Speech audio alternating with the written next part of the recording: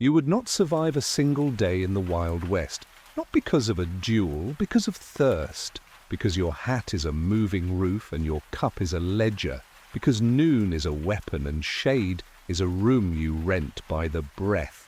This is a story of small rules that keep a body standing and a mind exact. Water, shade, feet, food, fire, people, patience.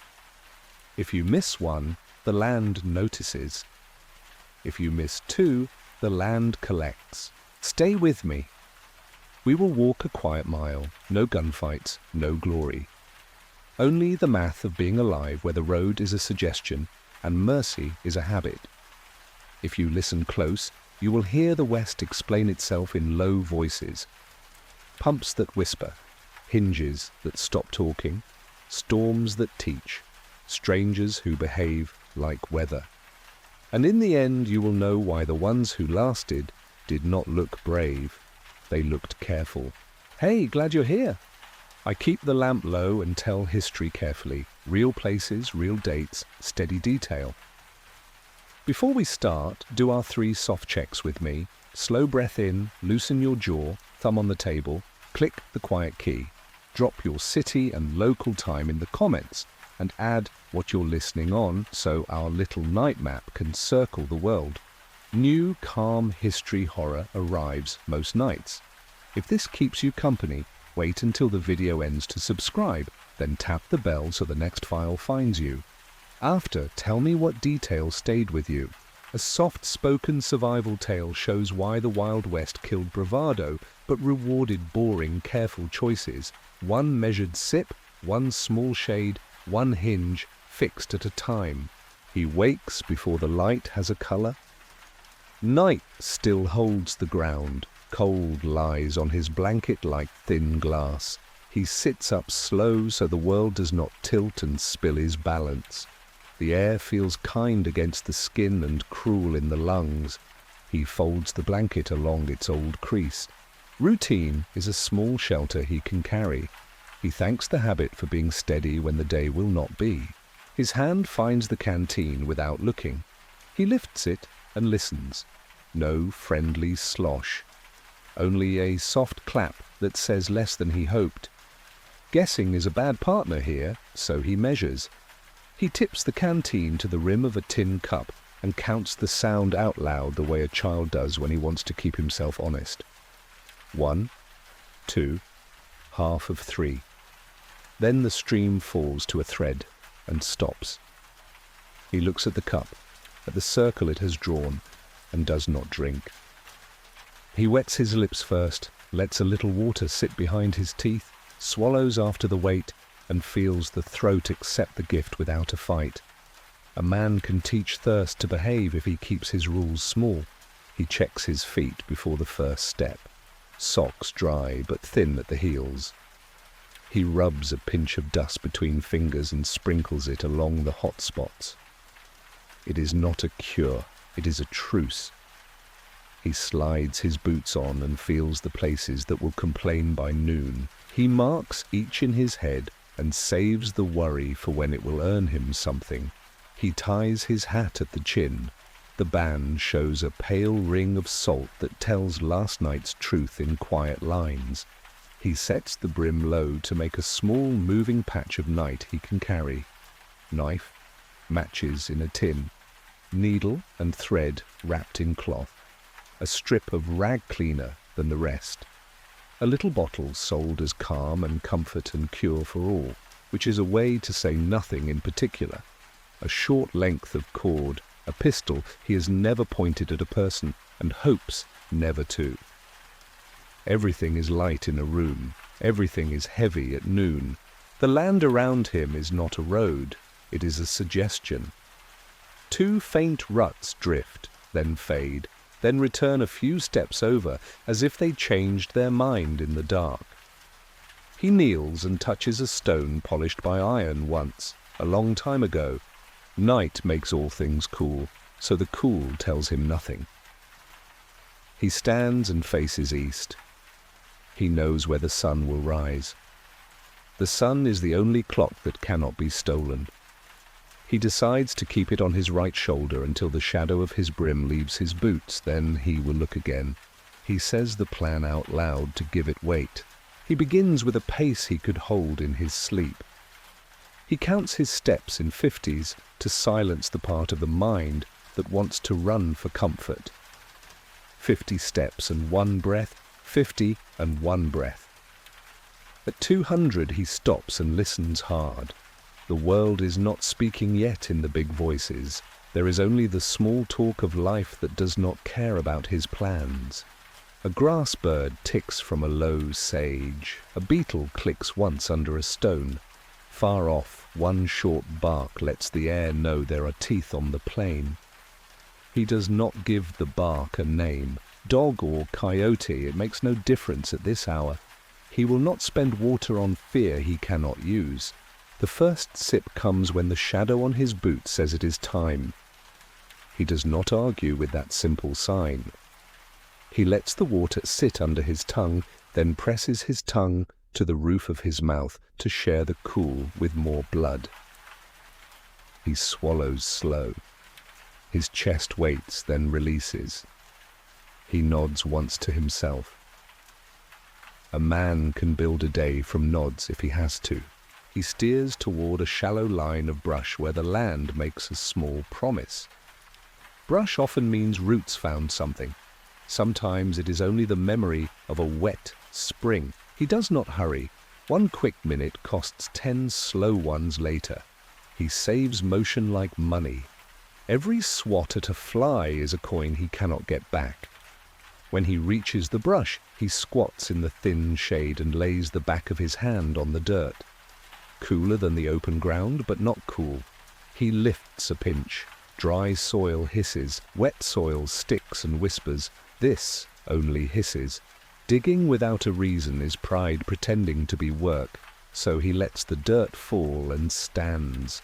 The light changes from iron to tin. Blue will come next, but it has not come yet. He keeps the sun on his right shoulder. He looks across the near acres for what the world does not make by itself. Nature likes soft lines. People make hard ones. A fence post would be a tooth against the sky. A pen rail would be a flat line no wind could draw. He sees none. So he reads smaller. The shine of a hammered scrap, the square face of a nail, bead glass that wakes and sleeps as his angle changes. The ground is quiet. He takes another 50 steps and gives thanks for quiet that does not mean danger. The ruts thicken where the land shivers down into a shallow draw. He does not walk the bottom, he walks the shoulder. In the bottom, tricks live. Old storm-cuts sleep there like snakes that need only 1 cloud to wake. He has seen water begin as a rumor in far hills and arrive here as a fact with no space for prayer. The shoulder gives him time to think if the day decides to move. It also gives him more to read. Scratch lines show where thin flows once tried to climb out and failed. Silt sits where the last good water rested and died. He marks each small clue and turns it into calm. He checks his gear and his body in the same minute so his hands and mind keep the same pace. The belt is snug. The strap that carries the canteen has not rubbed a hot line on his neck. The heel of the left foot is quiet. The ball of the right has a bright feel that is not yet in. He moves the rag in his pocket up 1 inch so he can reach it without looking if the bright spot becomes a problem. He says the list out loud: water, shade, feet, food, fire. Say it enough times and even tired thoughts will line up behind it. The wind swings once like a door and brings news. Warm grass, far dust. A faint sour that could be old ash, could be a dead thing in a shallow dip. He keeps the mask on his face that says he is not afraid to nobody at all, which is still useful even when alone. He drinks when the hat brim says drink. The second swallow goes down cleaner than the first. The body is starting to remember the rule. He gives it a dry smile and saves his breath. He steps onto a rise that finally shows him more than one hill ahead. The plain is a slow sea of hard swells. Hope likes a sharp crest and a view. This place does not care what Hope likes. He takes the view it gives. Far to the left, white scales flash in a wide patch. Salt plates. A pond died there and left its bones. He turns his feet from that shine. The white reads like a map you want to trust. It is a lie that takes time in trade. Beyond the white, the land darkens in a soft band. That could be brush. Brush could mean water or a thicket that steals an hour. He files both and does not change course yet. A vulture rides a line of air above the band and hardly moves at all. It tilts once, crosses a slow S, and smooths out again. He looks once and returns his eyes to the 12 feet that can hurt him. The bird is not an omen, it is a worker in its trade. So is he. He keeps his hands low, he keeps his elbows in. He saves motion. It is a poor man's savings account, but it pays when the sun climbs. The canteen is lighter now. He tries not to notice and fails. He lets the failure pass without a speech. On the right side of the rise, the ground turns from powder to grit. Grit is good. It holds shape. It can carry signs longer than sand. He slows and looks close. At first, he sees only dots and dents. Then his eye learns the pattern, and the pattern opens. Cow tracks, split toes and a soft round back. Some edges are still sharp. That means newer than the last hard wind. Cattle are not wise, but they are steady. They move toward the last place water was, and sometimes that is near the place water will be. He lets them be his scouts for now, and angles to hold their line. He comes to a shallow pocket where willow roots tried to live. He feels cool with the back of his fingers. He pinches a small piece of dark soil and squeezes. A single bright bead shows on his knuckles and winks. He smiles with half his face.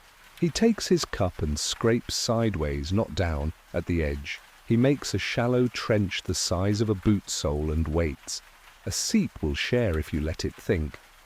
He takes his boots off while the ground decides. He sets them on his folded blanket so the leather never touches dirt.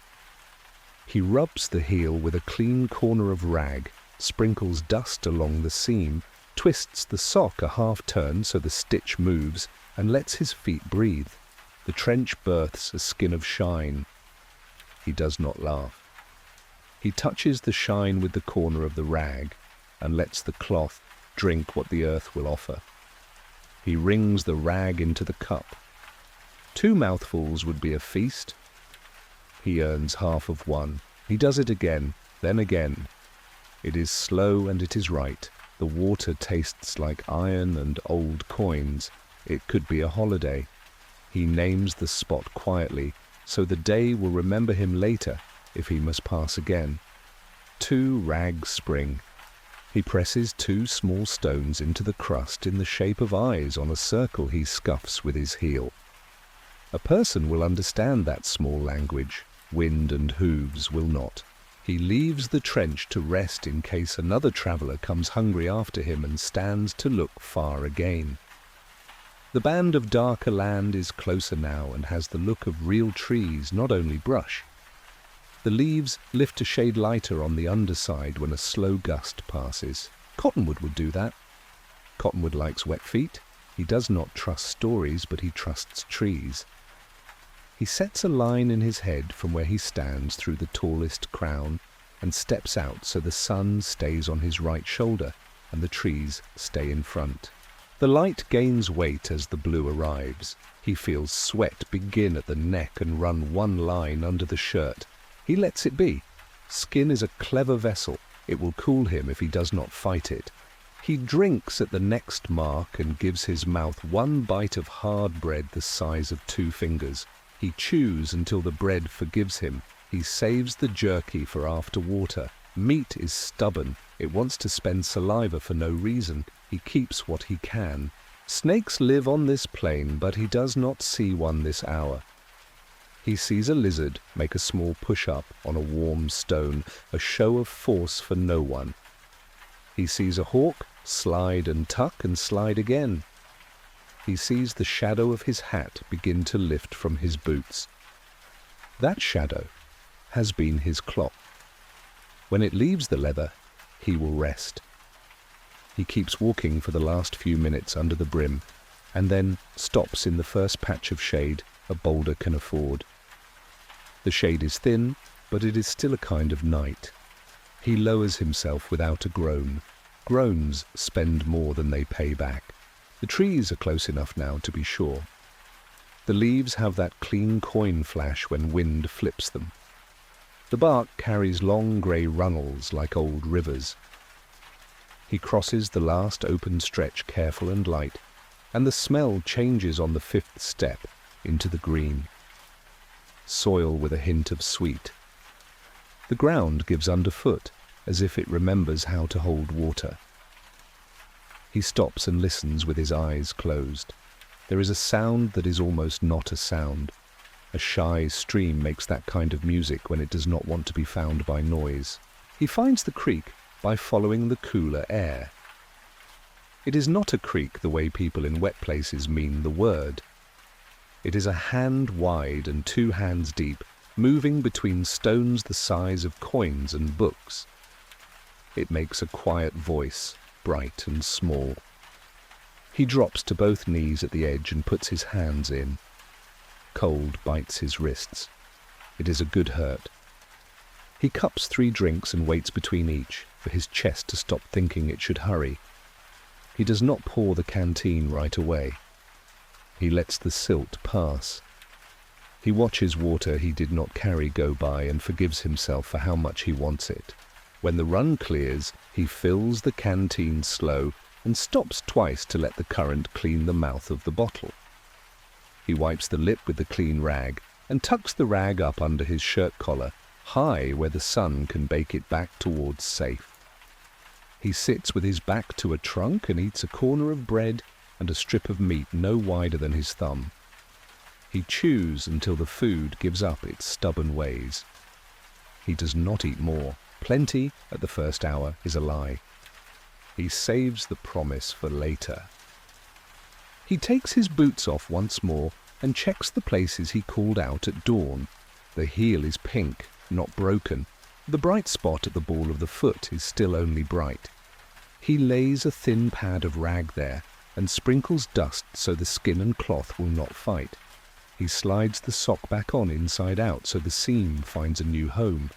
He puts the boot back, taps the toe to settle, and ties a knot he can loose without looking.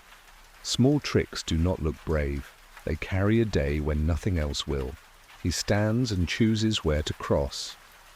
He does not jump. He walks through, lets cold take his ankles, and stands on a sun-warmed stone until the water runs out of the leather.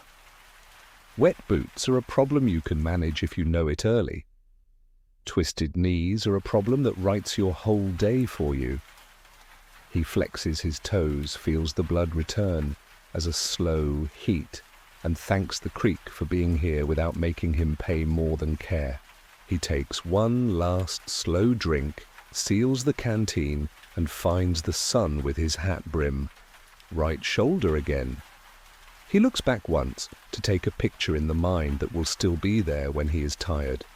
The cottonwoods, the bend, the pale rock like a bucket turned over near the far bank. He says his list under his breath so the morning will remember he kept faith with it. Water, shade, feet, food, fire. Then he adds one more for good measure. Patience. He steps into the open and lets the creek talk to someone else. The day is coming up clean and bright, and for now he can afford the hour ahead. He leaves the creek with a steady pulse and a canteen that feels honest again. The cottonwoods fall behind him as if someone folded a green curtain. Ahead, the land opens and keeps opening. He puts the sun on his right shoulder like he promised at dawn, and lets that one small rule be the fixed nail that holds the picture. The ground offers choices disguised as certainty. Two wagon ruts appear, separate, and rejoin like people who argued and then remembered they were going the same way. Between them, a cattle trace loops toward a shallow fold and then wanders back as if the herd changed its mind. Farther left, a faint footpath drifts onto higher soil where the wind has shaved the brush low. He pauses. There is no loud answer here. Only the body's quiet rules and the evidence underfoot. He chooses the ruts not out of romance, but because wood and iron cut deep when the way is sound and quit when it is foolish. If the ruts keep their nerve over the next rise, he will keep his. He walks beside the ruts, not inside. The bottoms hold loose sand that twists ankles. The firm strip where empty wagons rode, light, careful, is better for feet. It feels like walking in the footprints of other people's good decisions. That is the West at its kindest. You step where someone steady stepped before you, albeit you never meet them. The wind lifts from the south and brings the smell of warm grass and very old dust. It tries his hat, he tightens the chin thong. The brim gives him an oval of shade that moves with him like a loyal dog. He keeps switching his focus, the line of the horizon, then the 12 feet that matter. 12 feet hold snakes when the day is unlucky. They also hold proof that you're still on a human path, a square nail, a bead of blue glass, a flake of iron where a wheel complained. He sees none of those yet, nevertheless, he sees the faint glitter of iron dust inside the ruts. That is proof enough. When his shadow tells him, he drinks. One measured mouthful, no more. The creek's mineral taste lingers, harmless. He lets the swallow fall and waits for his chest to unclench.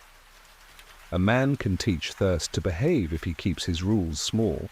The ruts climb a low swell and deliver a new picture, many roads pretending to be one. Some ruts bend right toward darker brush that hints at water. Some drift left toward white plates of salt where a pond once died. Straight ahead, the twin cuts tilt into a shallow draw and vanish. He kneels at the split and reads the dirt. Old iron tires passed long ago. Over them, fresh cloven prints. Cattle prefer the draw.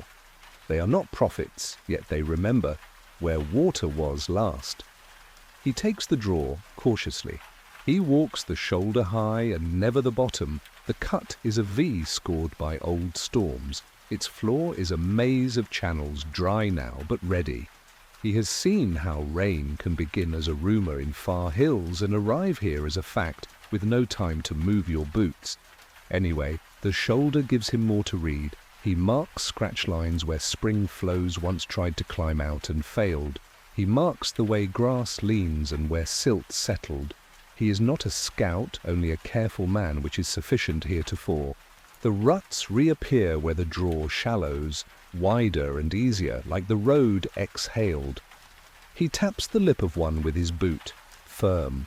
He imagines the creak of harness, the slow talk of teamsters, the patient breath of mules. Roads keep such sounds the way scars keep stories. He thanks the unknown hands that made this passage make sense, then moves on. Mid-morning sharpens. The light is white in the core now, a knife with no handle. He sets his jaw and refuses those small, wasteful gestures that spend water. No wiping the brow, no swatting at every fly. Notwithstanding, when a fly probes the corner of his eye, he blinks. One blink costs less than a slap. A quick shadow crosses him, swallows stitching the air over the draw. Swallows mean bugs, bugs mean water near, or lately. He files it away. Birds do not theorize. They obey weather and hunger. He will do likewise when needed. At a stand of thorn, the ruts divide. The left side cuts deep and then smooths. The right is shallower, yet steady. He reads that the left carried weight and then lost it. The right carried families who chose the cleaner line. He takes the right. He prefers 1,000 small certainties to one glorious risk. The plane irons out again, and the ruts braid. Off to his far right he spots a straight line that cannot be wind. Too true. Fence, perhaps? Posts would stand like teeth. He sees no teeth. Maybe an old cut bank. He angles a degree or two to meet it. No drama, just a nudge. Because straight lines out here are almost always human work. The soil shifts colour as he nears the line, tan to brown, then grey, peppered with small, round stones. He sifts a handful. They polish his fingers the way water does. Old channel, he smiles. People before him read this same sign and had the same thought. If water worked here once, it will reason with us again. Accordingly, he drinks a mouthful, puts the canteen away, and follows the grey seam. The line proves to be a cut bank, not tall, saddle height, but honest. 20 paces on, a cattle slide breaks the wall. He mounts it. From the top, the view relaxes one more notch.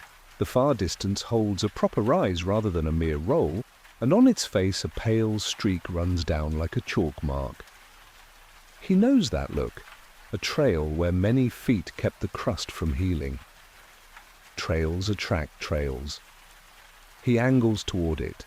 He drops his pace a fraction beneath pride. He's not racing anyone but the day, and the day always wins when a man runs. 50 steps, breathe. 50 more, breathe. Then a sound reaches him, thin and metallic. He stills. The sound repeats irregularly, like a tin cup tapping rock under a lazy strap. He sidesteps into lower brush and makes himself smaller. In the West, you do not walk straight at noises as if the world owes you. You curve and keep your choices. A mule appears in pieces the way safe things should, tail, then hindquarters, then the swayback, then the empty pack frame. A lead rope trails, clinking now and then, ergo the sound. The animal chews coarse grass, head down, resigned to its slow grey work. He speaks soft. The mule lifts its face and considers him with the calm irritation mules save for strangers. He checks for a brand, plain and old, the sort a small outfit burns. And for shoes, fronts shod, backs chipped. The hair at the collar is rubbed thin. He feels pity pass through him like dust and lets it go. The ground tells the rest. 2 sets of boot prints, close and recent, head north and east. Both turned once to look back, then kept on. The strides are measured, not panicked. One heel bites deeper, a man favouring a leg or carrying too much. He reads, just enough. The mule is not a lost thing so much as a choice. They left it to crop while they went to look, at water, at a path, at their luck. He nods to the animal and leaves it alone. He has no business becoming a third set of plans. The reminder is useful. Strangers are a kind of weather. They can turn a clear day hard and back again with no warning.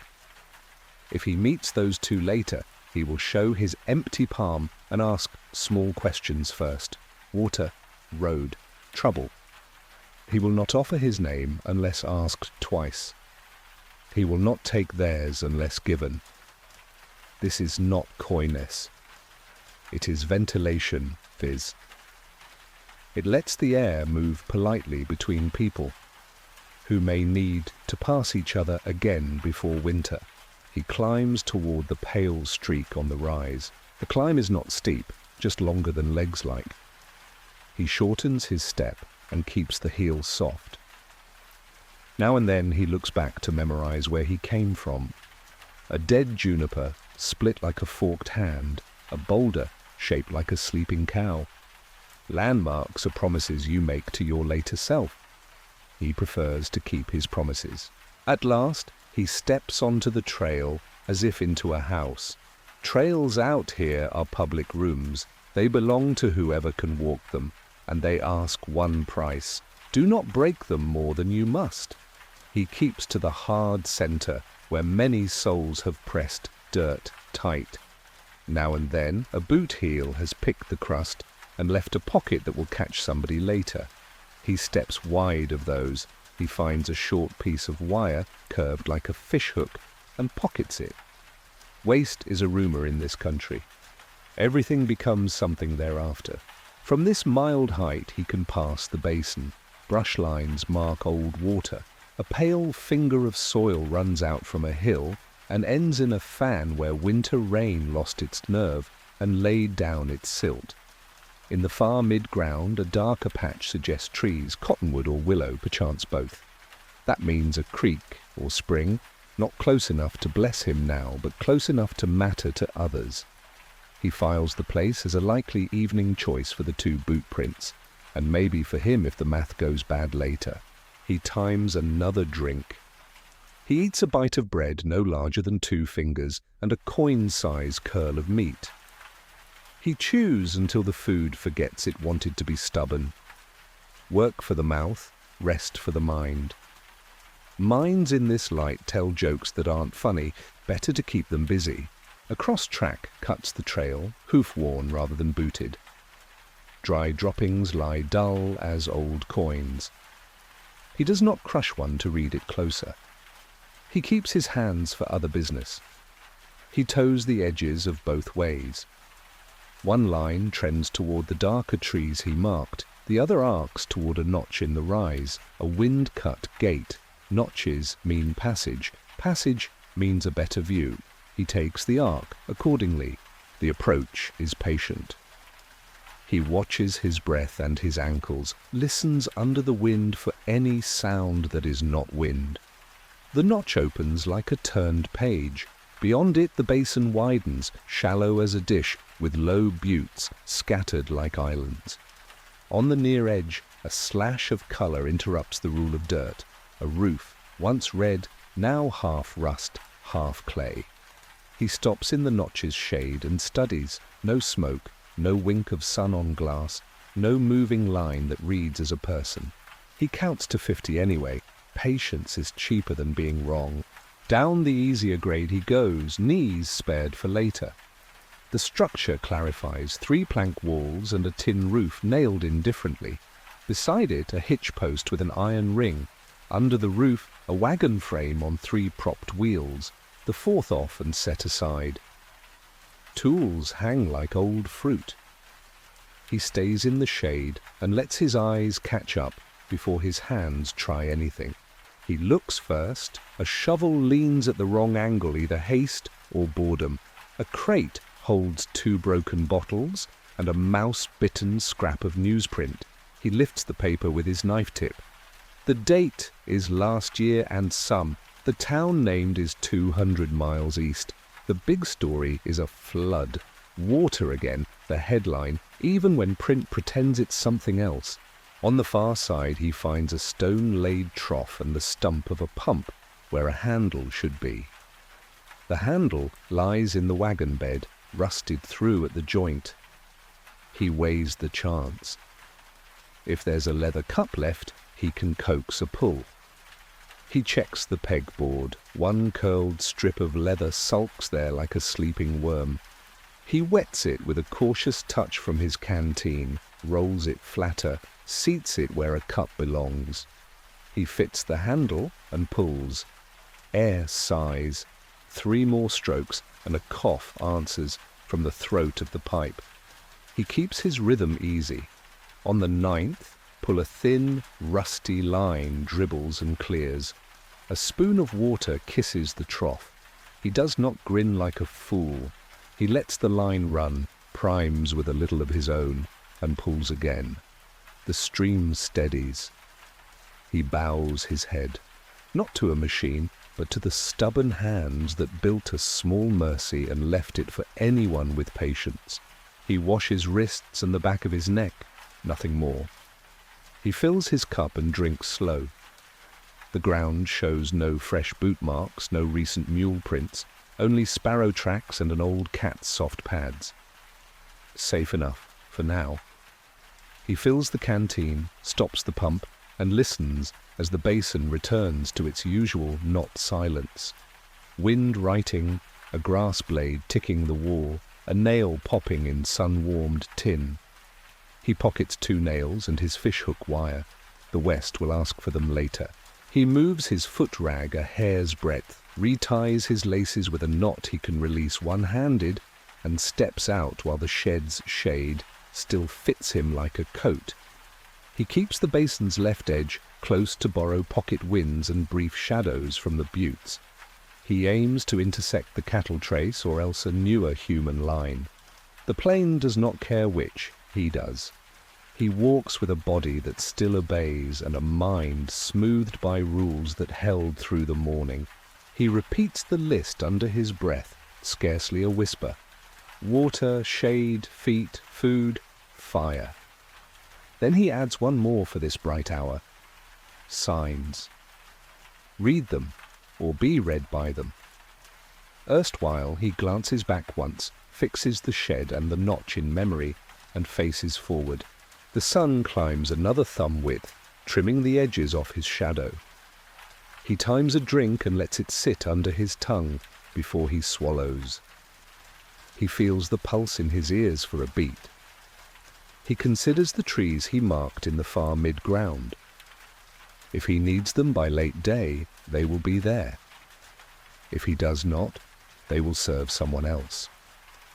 That is how the West is tender without being kind.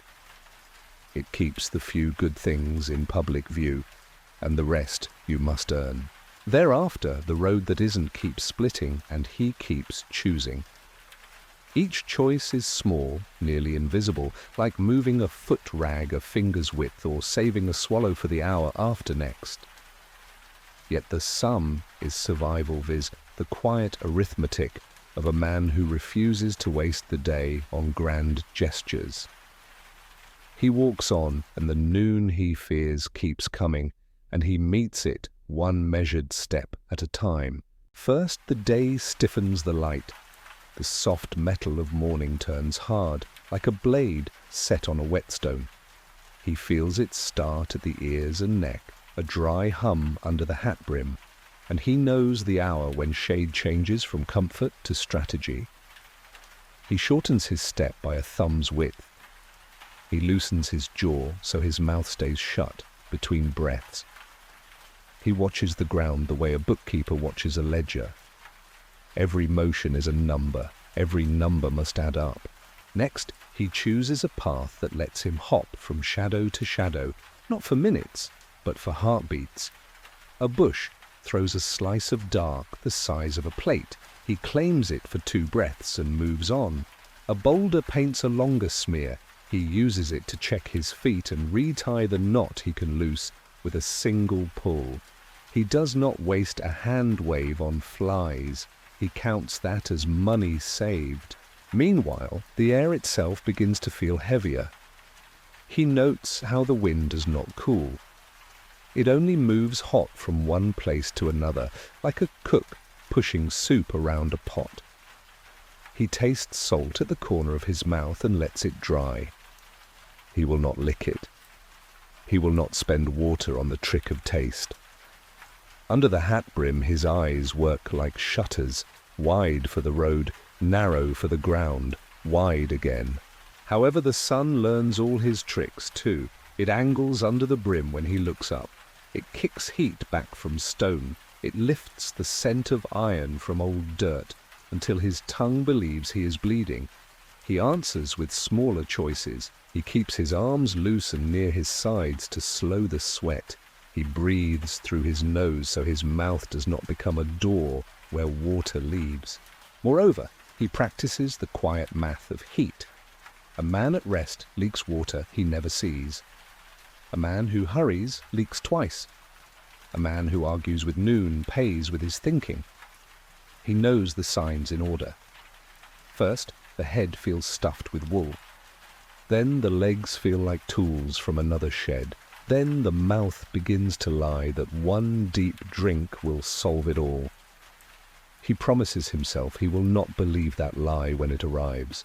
Instead, he makes a schedule and treats it like law. One measured swallow when the hat brim's shadow reaches his boot toe. One half swallow when it leaves. A pinch of bread only if the stomach complains with words, not with wind. He chooses a low line that crosses no glare-white plates and avoids the cracked grey tongues where old water dried into the knives. The body can be taught, he reminds himself, if the rules are simple enough. Consequently, his thoughts stay clear longer than pride would guess. He notices the small crackle of hot grass, the way a grasshopper's jump burns out mid-flight, as if the air itself slapped it down. He notices how the land's colour palette tightens at noon. Tan, dun, a little grey, a little bone. He chooses the few greens with care, because green can mean thorn as easily as mercy. He reads thorns as a fence, not a drink. Later, he shields his wrists in shade and checks them the way a cook checks bread. Skin there tells truth fast. Too hot and he must slow. Cool and he can keep his plan. The skin says, "For now stay steady." He takes a sip and holds it under his tongue until the cool spreads along the soft roof of his mouth. He swallows. He waits. He listens to the blood in his ears settle from drum to brush. Thereafter, mirage begins to practice its old tricks. A low shimmer ahead pretends to be sheeted water. He does not rebuke it. He lets the trick show him where the ground dips, because dips matter for shade even when they hold no drink. In the dip, he kneels in the thin stripe of dark under a scrub and lets the heat pour over his back while his core cools by a finger's width. 2 minutes. No more. He stands without grunting. He will not give the day that music. Nevertheless, the heat finds new paths. It creeps up his calves as if the ground were a stove and he were a pot left too long. He moves his foot rag a hair's breadth. He twists the sock seam to bother a different part of the skin. He notes the bright spot at the ball of the foot is now a small ache that pronounces itself on downhills. He adjusts course to trade some steep for longer, easy ribs of ground. Every choice is a valve. He keeps them half open, not jammed shut. Meanwhile, the animals adjust in their own ways. Lizards claim the shadow lines like paper bookmarks and refuse to budge even when his boot passes. A hawk stops hunting and stands on a post that has no top, only a splinter of stubborn wood, wings lifted a little to catch the moving air. Farther out, a vulture hangs on a thread and tilts once, as if pointing him to nothing. He takes none of it as omen. He takes it as instruction. Spend less. Afterward, he reaches a seam of stone that runs like a low wall, no higher than a boot. The seam throws a hard-edged strip of dark, barely wider than a hand. He walks it like a rail, not for shade that helps, but for the discipline of aiming his steps. Heels soft, toes quiet, muscles learning a rhythm he can keep even when the brain grows slow. Work done by habit is defended against heat. By then his mouth has begun to play tricks. It sends up pictures of deep cups and sweet wells. It reminds him of winter water with fat ice on the rim. It urges him to pour the canteen into himself and trust that he will find more. He answers with memory, not scold. He recalls a day he watched a rider take big swallows, then sit down under a cottonwood with his hat off and his eyes wide, the world humming around his skull like bees. He recalls the grey air of the man's breath. He recalls the slow way they walked him to evening. He drinks his one swallow and keeps walking. Subsequently, he changes the work to cheat the heat. He scans for short tasks that pay him twice. Knowledge and shade. He finds a low cut where runoff once braided and steps into it to read the walls. The layers show a story of storms, thin lines of silt like pages, broken by a thick fall of sand where a flash tore the bank open. He sees the chips of old shells cemented in a ridge and smiles at the thought of water when this was not a desert at all. The walls give him 2 degrees of cool. That is enough to keep the head clear for another hour. Then a sound reaches him that is not wind, a dry rattle. He stops without thought, because stopping is what the body ought to do when it hears that old word. He does not step back. He does not step forward. He waits and lets his eyes find the pattern. In the shadow under a rock lip, a coil resolves into scale and small old dust. The tail ticks once, a punctuation mark. The head is a chisel set to the side, watching him watch it. He gives the snake 2 long breaths of stillness and speaks with the feet, slow, wide, uninteresting steps away. The rattle stops when he is no longer a sentence worth finishing. He nods to the rock, because the rock saved him more than the snake did. Likewise, he saves himself from his own boldness. A stretch of open bright lies between him and the next ribbon of broken land that might carry a whisper of breeze. He wants to cross it in a run. He refuses. He marks a line between 3 boulders that throw poor shade and makes a 3-leg journey. At the first, he kneels and counts 20 with his eyes shut. At the second, he checks the canteen by weight rather than sound, so the cup will not lie to him later. At the third, he eats a bite of meat no bigger than a coin and chews until the jaw forgets to be angry at it. Furthermore, he watches for the heat's second trick, anger without target. It comes when the body is a little starved and the mind is a little slow. It wants to spend itself on a fly, on a thorn, on the stupid way a bootlace slips. He treats anger like sunstroke he can think through. He names it. He tells it to stand outside for a minute while he ties the lace, then he invites it back with less power. He is not kind to himself. He is not cruel either. He is exact.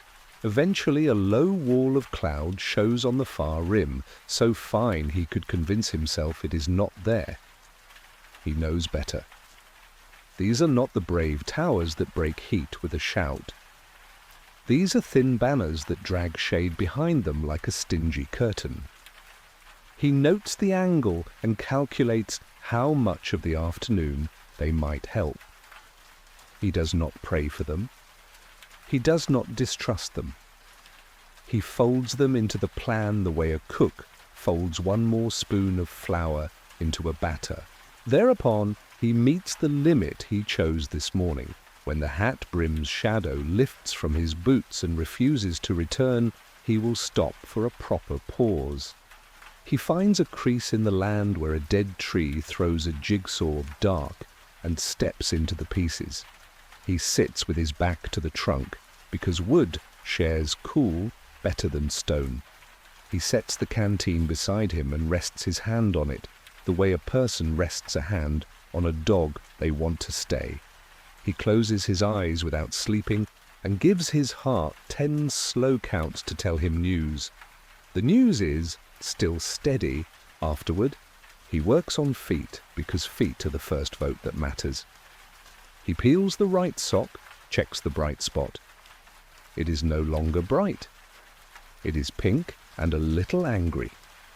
He lays a slice of rag cut thinner than paper and dusts it, so skin and cloth will not fight. He returns the sock inside out so the seam moves to a new address. He taps the toe to settle the boot and ties it with the knot he can open with a tug. He saves the left foot for evening. 1 foot worked at noon is enough.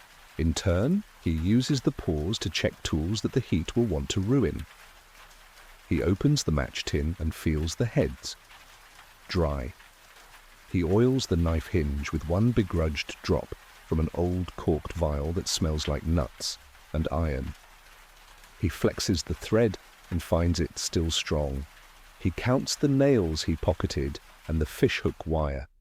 He smiles at the smallness of these riches and then stops smiling to save the tiny muscles that smiles wake.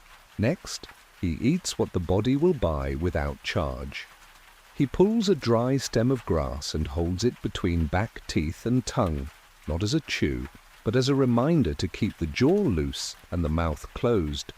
He runs his fingers once across the shallow hollow below the ear and feels the cool there. He lets the cool mean enough for now. He considers a story about men who used to cut cubes of ice from a river in winter and carry them into summer behind thick sawdust walls. He thanks those men, not because their ice is here, but because their idea is keep what cool you can, with whatever the day allows. Soon, the pause ends because pauses that save a man are short. He stands without jerking the knees. He eases the canteen strap across the shoulder with care so the leather does not raise a hot line beneath the collar. He checks the sun and makes his course by shoulder and hat brim. He steps out with the same pace he began with. The trick of noon is not to beat it. The trick is to be there when it gives up a little. Then the wind shifts half a hand. It comes from a cut ahead that looks like nothing until you feel it. He walks toward it because wind through a cut sometimes carries a cooler undercurrent, a thin river for the skin. Inside the cut, he finds gravel that rolls under the boot, a sound like coins in a poor man's pocket. He sets his feet flat to keep the ankles honest. He sees where water, once, climbed to redline on the walls and then fell in a hurry. He says out loud, "Not today," so his body will believe him. Meanwhile, the cloud banners finally reach him. The shade moves over him on a slow rope, not a blanket. He takes what it gives, 3 minutes of easier breathing, and refuses the urge to pay it back with speed. He thinks about lying down in that dapple and chooses not to. Lying down in heat is like borrowing money from a man with a pencil. The interest is wrong. Consequently, he tests his head with a small sum. He names 5 things behind him without turning. The notch in the rise, the tin roof shed, the seam of stone like a low wall, the place where the ruts widened and sighed, the 2-rag spring. He gets them all and smiles because the brain is still sharp. He names 3 things ahead that are true: the faint line of a trail on the far slope, the single cottonwood crouched alone like a green dog, the smear of darker dirt where a creek either was or wants to be. He gets those too. The test costs nothing and pays in quiet. Afterward, he allows himself a story as he walks because stories can carry a man when water must be saved. He tells the one about the wagon that travelled at night to cheat the light, how the driver hung a lantern under the bed to see the wheel and the road. He tells how they rested in day inside sticks and cloth, how the children learned to be quiet in the bright hours and sing at dusk. He tells this without romance, like a man reciting a recipe he respects but will not cook today. Finally, the heat blinks first. It does not announce defeat. It only loosens its grip by a finger.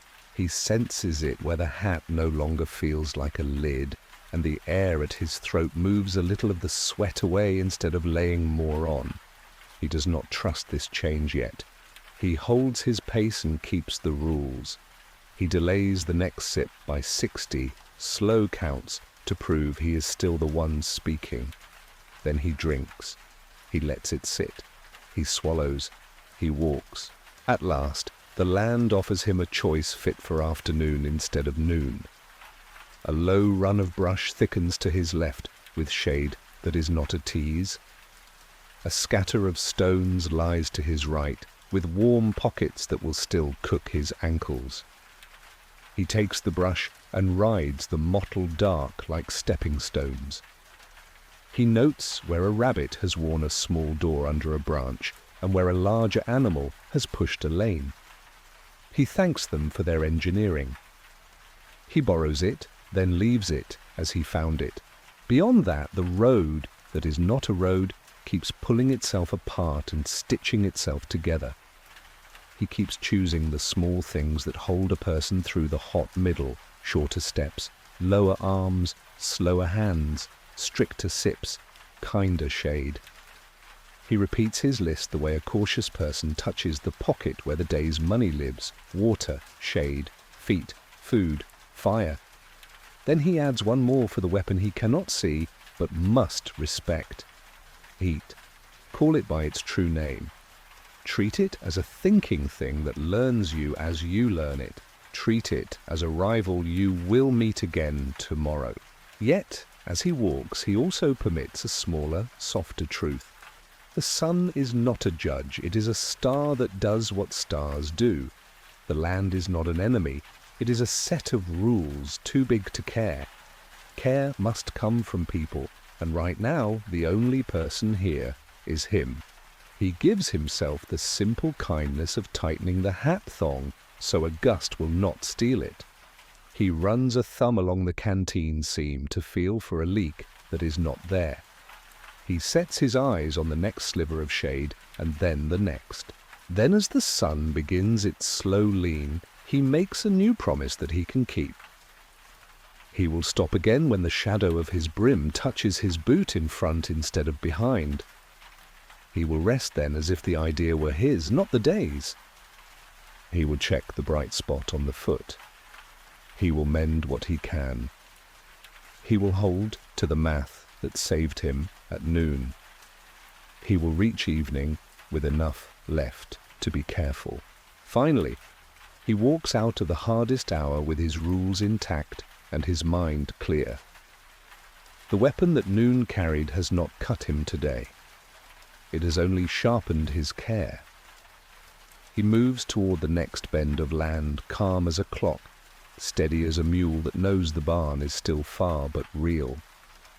And as the light softens by a small degree, he allows himself one brief thought that feels like shade. The day is long, but he is longer if he keeps choosing this way. First, the land thins into distance that feels personal. He can see a long way, and a long way can see him.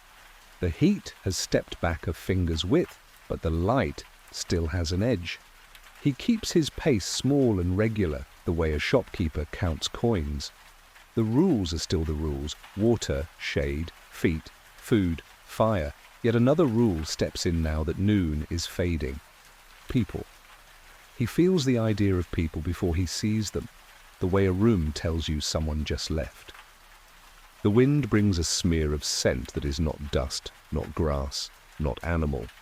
It is smoke thinned to a memory. Next, shapes rise on the far shoulder of the land, 2 figures and the faint square of a pack on a mule. They move without hurry. They are not aiming at him, not avoiding him either. He studies the angle. If he holds his line, they will cross a little ahead, and to the right, where an old wash opens like a small mouth. He does not like that angle.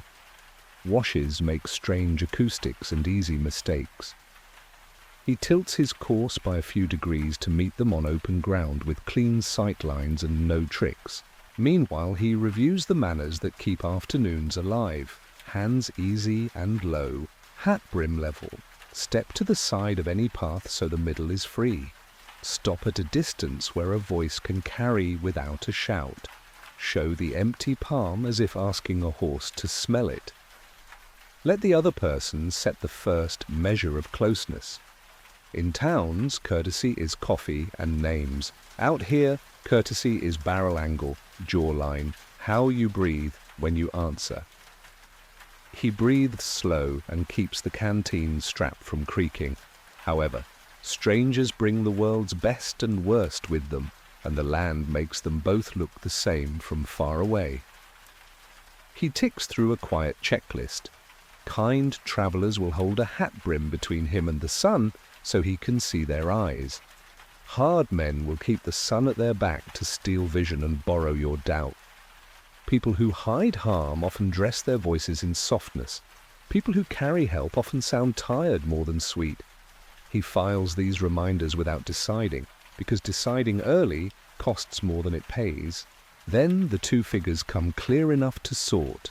The taller wears a slouched felt and a shirt the colour of dry creek mud. The shorter has a neckerchief that once was red and is now the brown of road tea. The mule carries almost nothing: a rolled canvas, a dented tin, and the slapping ghost of a ladle. no rifles in hand, no pistols displayed. That is not proof of safety. That is a blank page. He halts at a polite distance and raises his empty palm. He keeps his other hand away from everything a nervous eye might misread. Afterward, the two stop as if they had planned the very spot. The taller slightly turns his hip to keep a holstered pistol neither hidden nor aimed. The shorter drapes a forearm over the mule's withers. The mule shakes its ears once, like a man shrugging out of a thought.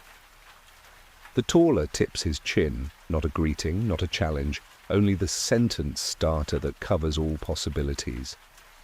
The air between people holds its breath. He lets the silence live a full count before he asks the smallest question he owns.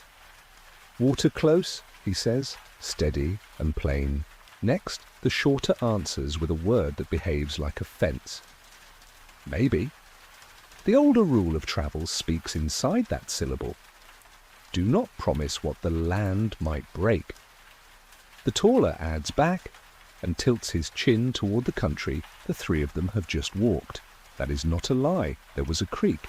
But there is something else in the angle. The taller does not mention forward at all. Meanwhile, he gives his second smallest question because talking is thirst, if done wrong. "Road?" He keeps it unowned. Not your road, not my road. Only this line of ground that uses all of them. However, the shorter lets the mule answer first by shifting its weight toward the southeast. Animals often vote with their feet. Then the shorter says split and lifts a finger like a thin pointer. One fork right to brush, one fork left to open hills. The taller adds left is longer and leaves out whether longer is worse. The space for harm or help sits politely in the unspoken. Thereafter he answers with his own version of manners. He rotates his wrist to show the empty palm a second time and keeps his voice even. "Thirst maths in hand," he says, which is a way of telling them he will not beg and is not ready to take. He gives one neutral fact to even the table. Tin roof shed back a ways, pump will pull if you prime. He lets the sentence end there. He does not say he fixed it. He does not say he took nails and wire. He does not say anything that sounds like a boast or an opening. Consequently, the taller shifts a hair toward easy. "Saw it," he says, which means either truth or a wish to claim it. The shorter shows a slice of teeth, not a smile, more like a man measuring the cost of being friendly. The mule sets one hind foot down slow, a tired prayer for shade. He keeps the barrel angle in his peripheral vision the way a cook keeps fire in eye corner while minding soup. Nothing moves the wrong way. Then, the taller gives the courtesy he was taught as a child in some town that might already be gone. "You going far?" It sounds simple. It is not. In the West, distance hides in words like that. Far can mean a single day or 3 states. Far can mean, "Are you taking our water?" or "Will you be in our night?" He picks the answer that leaves both of them intact. "Day's worth," he says, "not more without shade." It is the truth and a modesty. It says, "I will not shadow you to sundown." It says, "I am not hunting you by morning." Next, the shorter tries a different door. "Got work?" People ask this when they are selling themselves, scouting for a partner, or setting bait. He shifts the canteen on his shoulder as if it were heavy enough to remind him of priorities. "Got feet?" he says, "and small tools." He does not list his skills. He does not invite. He puts the idea on the table like a coin, not a meal. Meanwhile, the taller's eyes flick once to the canteen, once to his boots, once to the hat thong. People in hard country read gear like a weather report. The man sees method and patience and a lack of shine. That leans the moment away from the quick kind of trouble and toward the slower kind, the the kind that asks for decisions instead of fists. However, afternoons have their own hazards, and one stands now like a mile marker. Men who practice kindness with a pencil. Interest is a shape you cannot see until it owns your day. The taller says, "We know a place, shade, a pump, cards." And the last word is the bait. Cards mean people and stories and the kind of rest that costs more later. He recognizes the line and cuts it with quiet scissors. "Appreciate it," he says. But I keep moving while the light softens. He shifts a half step, so the sun is not directly behind them. You never talk to faces you cannot read. He does it like a man giving his knees a rest, not like a man adjusting for threat. Thereafter, the shorter scratches the mule's neck and relents. "Left fork, then," he says. "Watch your feet in the wash. Caliche breaks like bad plates." That is actual help, the kind nobody brags about. The taller adds one last item, flat as a receipt. "Rider behind you a ways, coat too dark for this heat. Ask soft questions about other people's canteens." He keeps his tone as bland as flour. News should be flavorless when it can hurt. Consequently, something in the day tightens without changing shape. He thanks them both with a nod that matches their scale. He does not look back yet, because looking back is a language everyone understands and misreads. He says, "May the road treat your animals like friends," which is an old frontier blessing that sounds like nothing and means everything. The taller touches his brim. The shorter clucks the mule. They peel away along their fork with the slow relief of men who did not have to choose violence. Then he walks on and lets the meeting settle into the body the way food settles. He does not rehearse it. He does not second guess. He keeps the line of shade hopping he learned at noon, only now he adds new math. People have their own thermals. Trouble rides heat. The rider behind, if real, will be drawn to crossings and water like anything else that breathes. He adjusts his plan to handle that without borrowing fear. He will pick rest spots with 2 exits. He will not sit with his back to a cut. He will keep questions ready that do not sound like tests, and answers ready that do not feel like boasts. Next, the ground changes as if to underline the advice. A wash opens with cracked walls and china-thin plates of caliche where noon baked the mud to paper. He steps high along the rim and reads the fresh chips. Hoof chips on the near edge, small and round, deer in morning. Square edges in pairs, boots from noon. A single deep bite where someone slid on their heel while turning fast. He does not like that last mark. It reads as a man who wanted a different view in a hurry. He keeps moving, but keeps it on the list. Meanwhile, the sky writes a thin line of cloud that pretends to be mercy. The air still tastes like iron. He times a sip and turns his thoughts to how to meet a rider without starting a story he cannot finish. He reviews the speech a sheriff once taught him in a dry town. Speak first, and with something small. Keep the eyes level with the horse's ears, not the man's hands. If the rider circles, let him finish the circle. Do not pivot like a target. Ask your question and wait. Never fill a silence that belongs to the other person. The land itself hates wasted words. However, the rider does not arrive yet. Instead, another stranger appears, softer at the edges, a woman on foot, leading a child who half rides, half walks on a burro. Their gear is home: blanket, kettle, a small sack of flour, a bundle of something wrapped in oilcloth. The woman's face is the color of the road, smoothed by decisions without witnesses. She does not raise a hand at first. He stops and steps aside so they can use the middle of the way, which is the only gift that costs nothing and matters.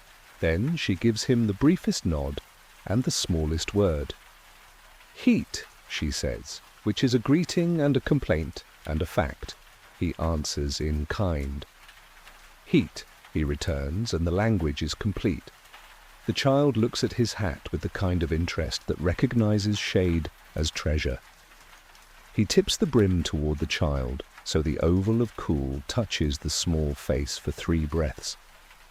The child blinks in surprise, then in gratitude, too large for words. He feels the cost. 3 breaths is nothing, yet the kindness is a ledger entry he can live with. Afterward, he asks one soft question. Trouble behind? The woman shakes her head once, then adds a sliver of detail that matters. Man rides alone, dark coat, asks about wells. She lets the burro walk 2 steps, then stops so the child can settle into the gait. She adds, he smiles without the eyes. That is the cleanest kind of warning. He nods thanks.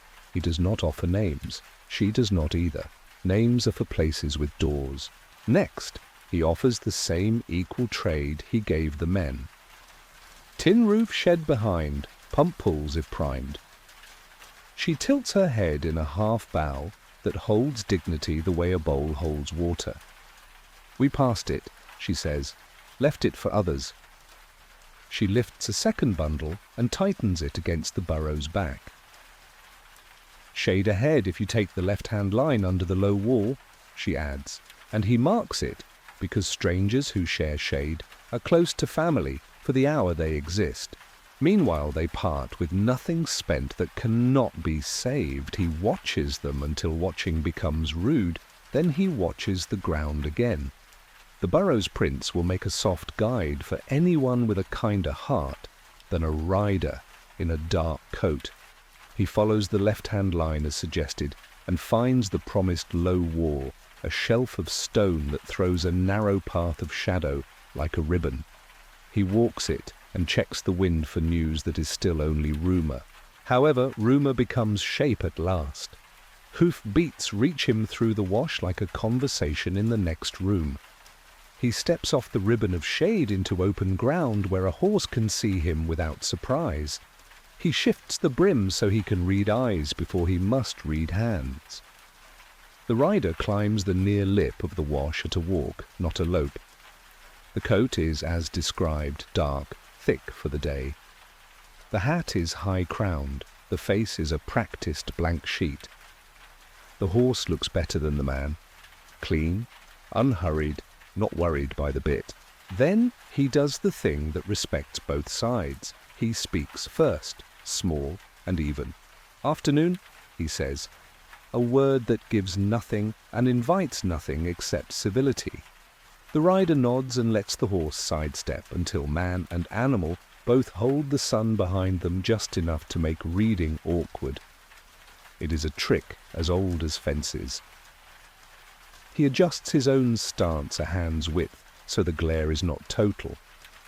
He keeps his arms loose and down. He shows the empty palm naturally, not like theatre. Afterward, the rider tries a soft door. Water around? The voice is syrup poured thin, warm in the mouth and cold in the gut. He replies with the same shape he used earlier. Back, he says, and tips his chin toward the creek and the pump without naming either. Then he adds, land's stingy about forward, which is true and unhelpful, the balance he wants. Next, the rider smiles. The eyes do not change. Folks say there's a spring by a cottonwood out yonder, he says, and tests the story like a fisherman tests a knot. He lets the sentence hang long enough to force a filler from a nervous man. He does not fill it. He adjusts his hat a finger and waits. Patience is heavy, but it rides well. Meanwhile, the rider tries the other pocket. You seen a pair, one with a limp? It is said as if he worries for them. He considers the choice. If the men he met are kind, they deserve privacy. If they are not, privacy is still what they deserve until proven otherwise. He keeps the answer down to elements that belong to the land. Tracks, he says. Boots and a mule, plenty of those today. He keeps his tone flat as an invoice. However, the rider leans on the horn and sets his weight the way a man does when he adds interest to a favor. "I'll take a look ahead," he says, as if asking permission he will not honor. "You mind if I water up if I find that spring?" It is a joke that pretends to be polite. He gives it a small sound that might be a laugh if he had water to waste on a laugh. "If you find a spring," he says, "it will not be yours to ask me about." The rider turns this over and finds no soft side. Thereafter the horse flicks an ear, bored. The rider gathers the reins lightly. He has not decided to be trouble. He has not decided not to. The day stands still and watches both of them consider the cost of being men in the open. He takes one step sideways, not back, and lets the angle create space.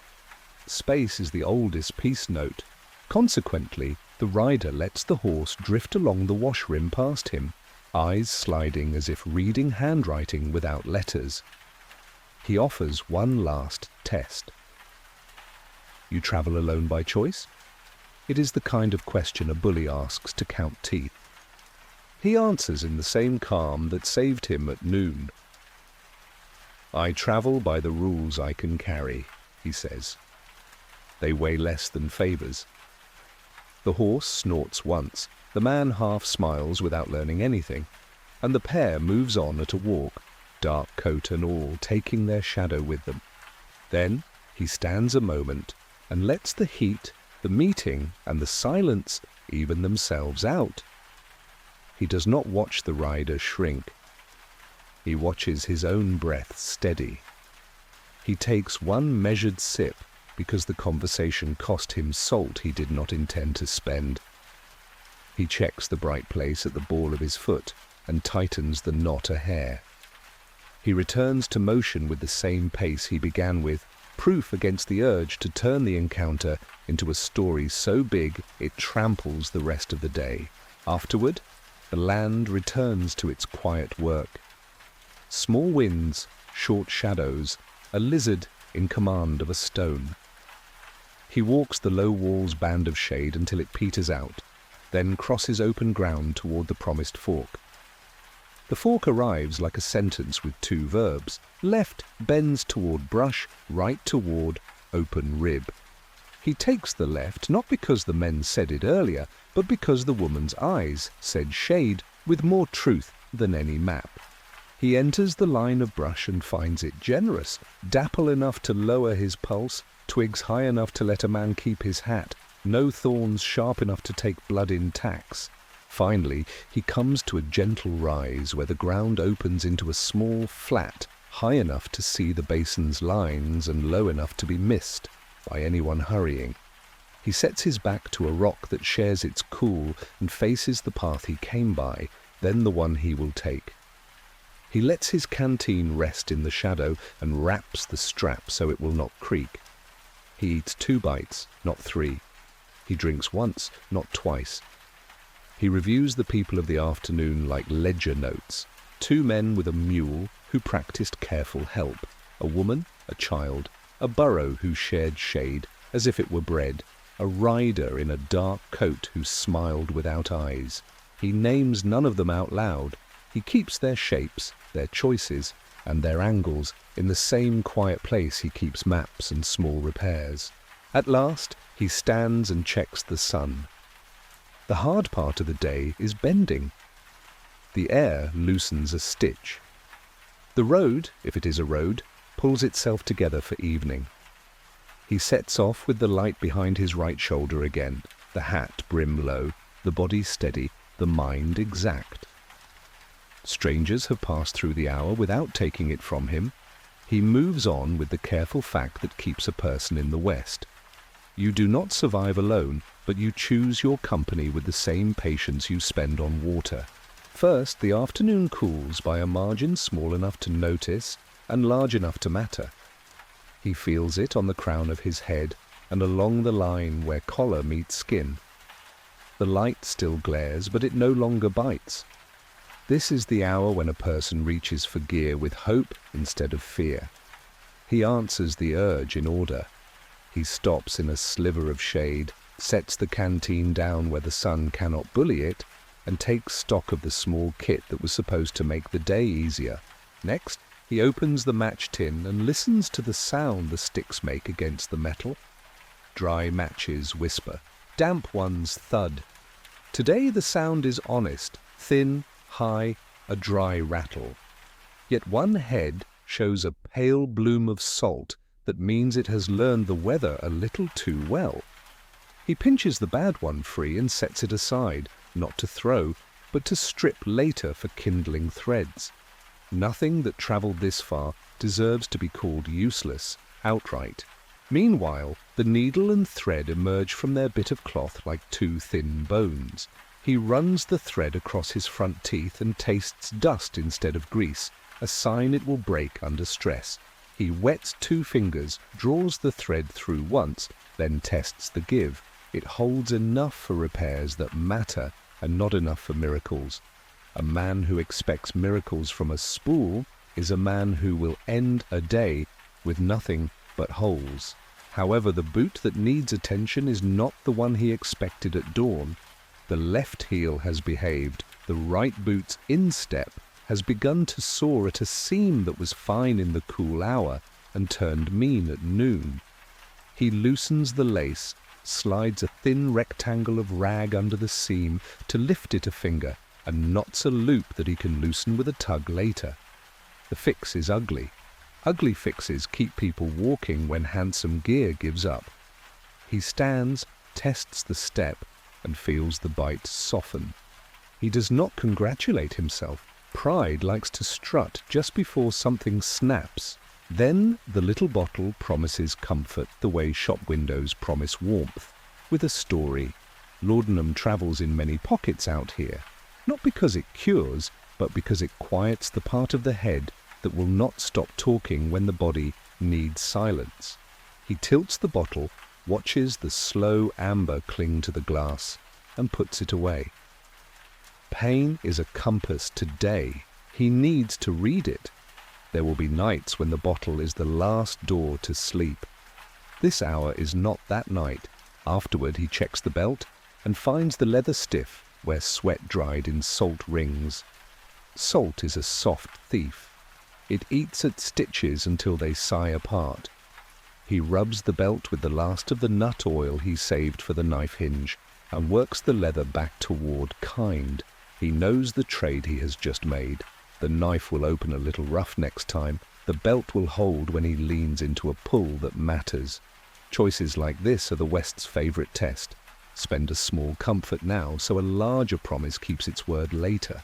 Thereafter, he draws the pistol, not for drama but for truth, and reads it the way he reads weather. The cylinder turns, the bore stays clean, the pin slides and seats. He lowers the hammer with care and stows the tool where it lives.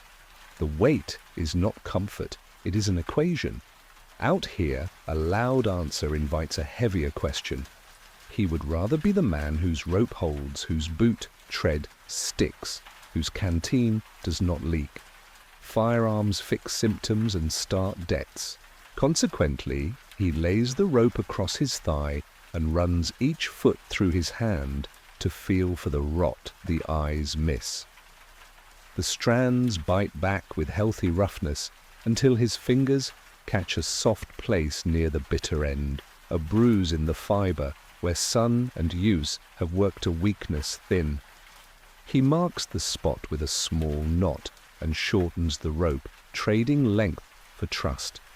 He smiles because only a fool mourns 3 lost feet of rope as if they were a friend. He coils the stronger length and sets it where he can reach it without a performance. Moreover, he touches the canteen seam with a thumb and feels for a weep. A slow leak is a lie that pretends to be generosity. The seam is tight, the cap's leather washer still swells like a good witness when wet. Yet the strap has begun to polish at the hole where the buckled tongue sits.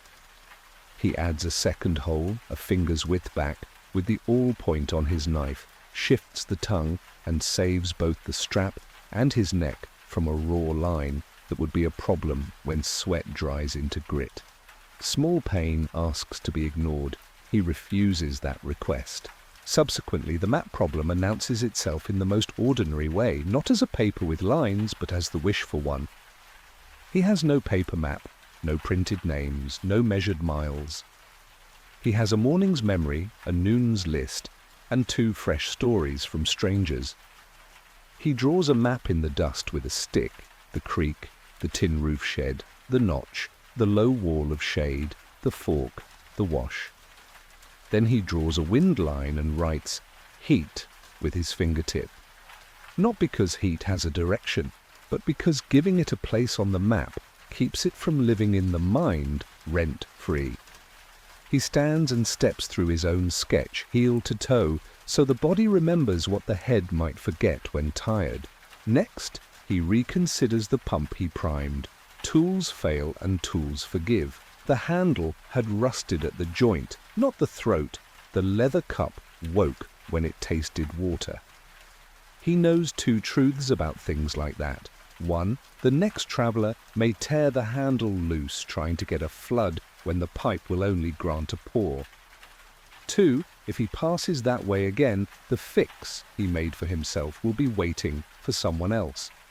That is the only kind of interest he likes, repairs that gather value for strangers. Meanwhile, the sun tries new angles, and the day's attention slides to the knife. The hinge sticks where oil could not visit because he spent it on the belt. He works the blade open and shut until the metal remembers how to be polite. He tests the edge against a hair on his forearm. The hair jumps clean. Edge enough for rope, for splinters, for meat, for a splinter in his own hand if he must lose a sliver of blood to keep a finger.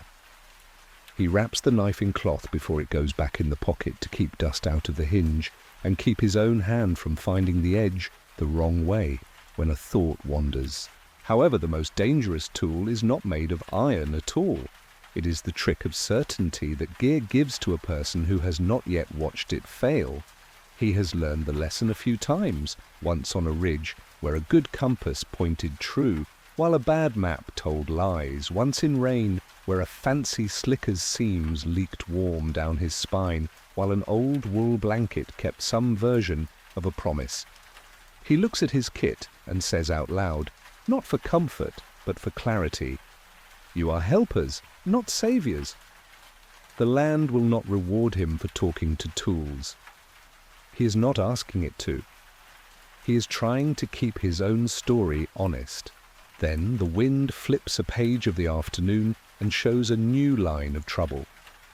A tin cup on his belt that rattled all morning like a bell now rings soft, the way metal does when a seam loosens. He fingers the lip and finds a hairline split that will cut a mouth and turn comfort into injury. He takes his fishhook-shaped wire, the one he pocketed on the trail, and bends a clip that crimps the split shut. The fix is temporary, a tourniquet for a cup, but it prevents the worst outcome, blood on the rim and fear of drinking. He files the rim with the knife spine until the metal is dull to the touch. He tests it on the edge of his own nail. Smooth. Enough. Afterward, he scans the horizon for a tree limb stout enough to serve as a walking staff if the foot brightens into a limp. No limb presents itself. The brush here is all elbows and no shoulders.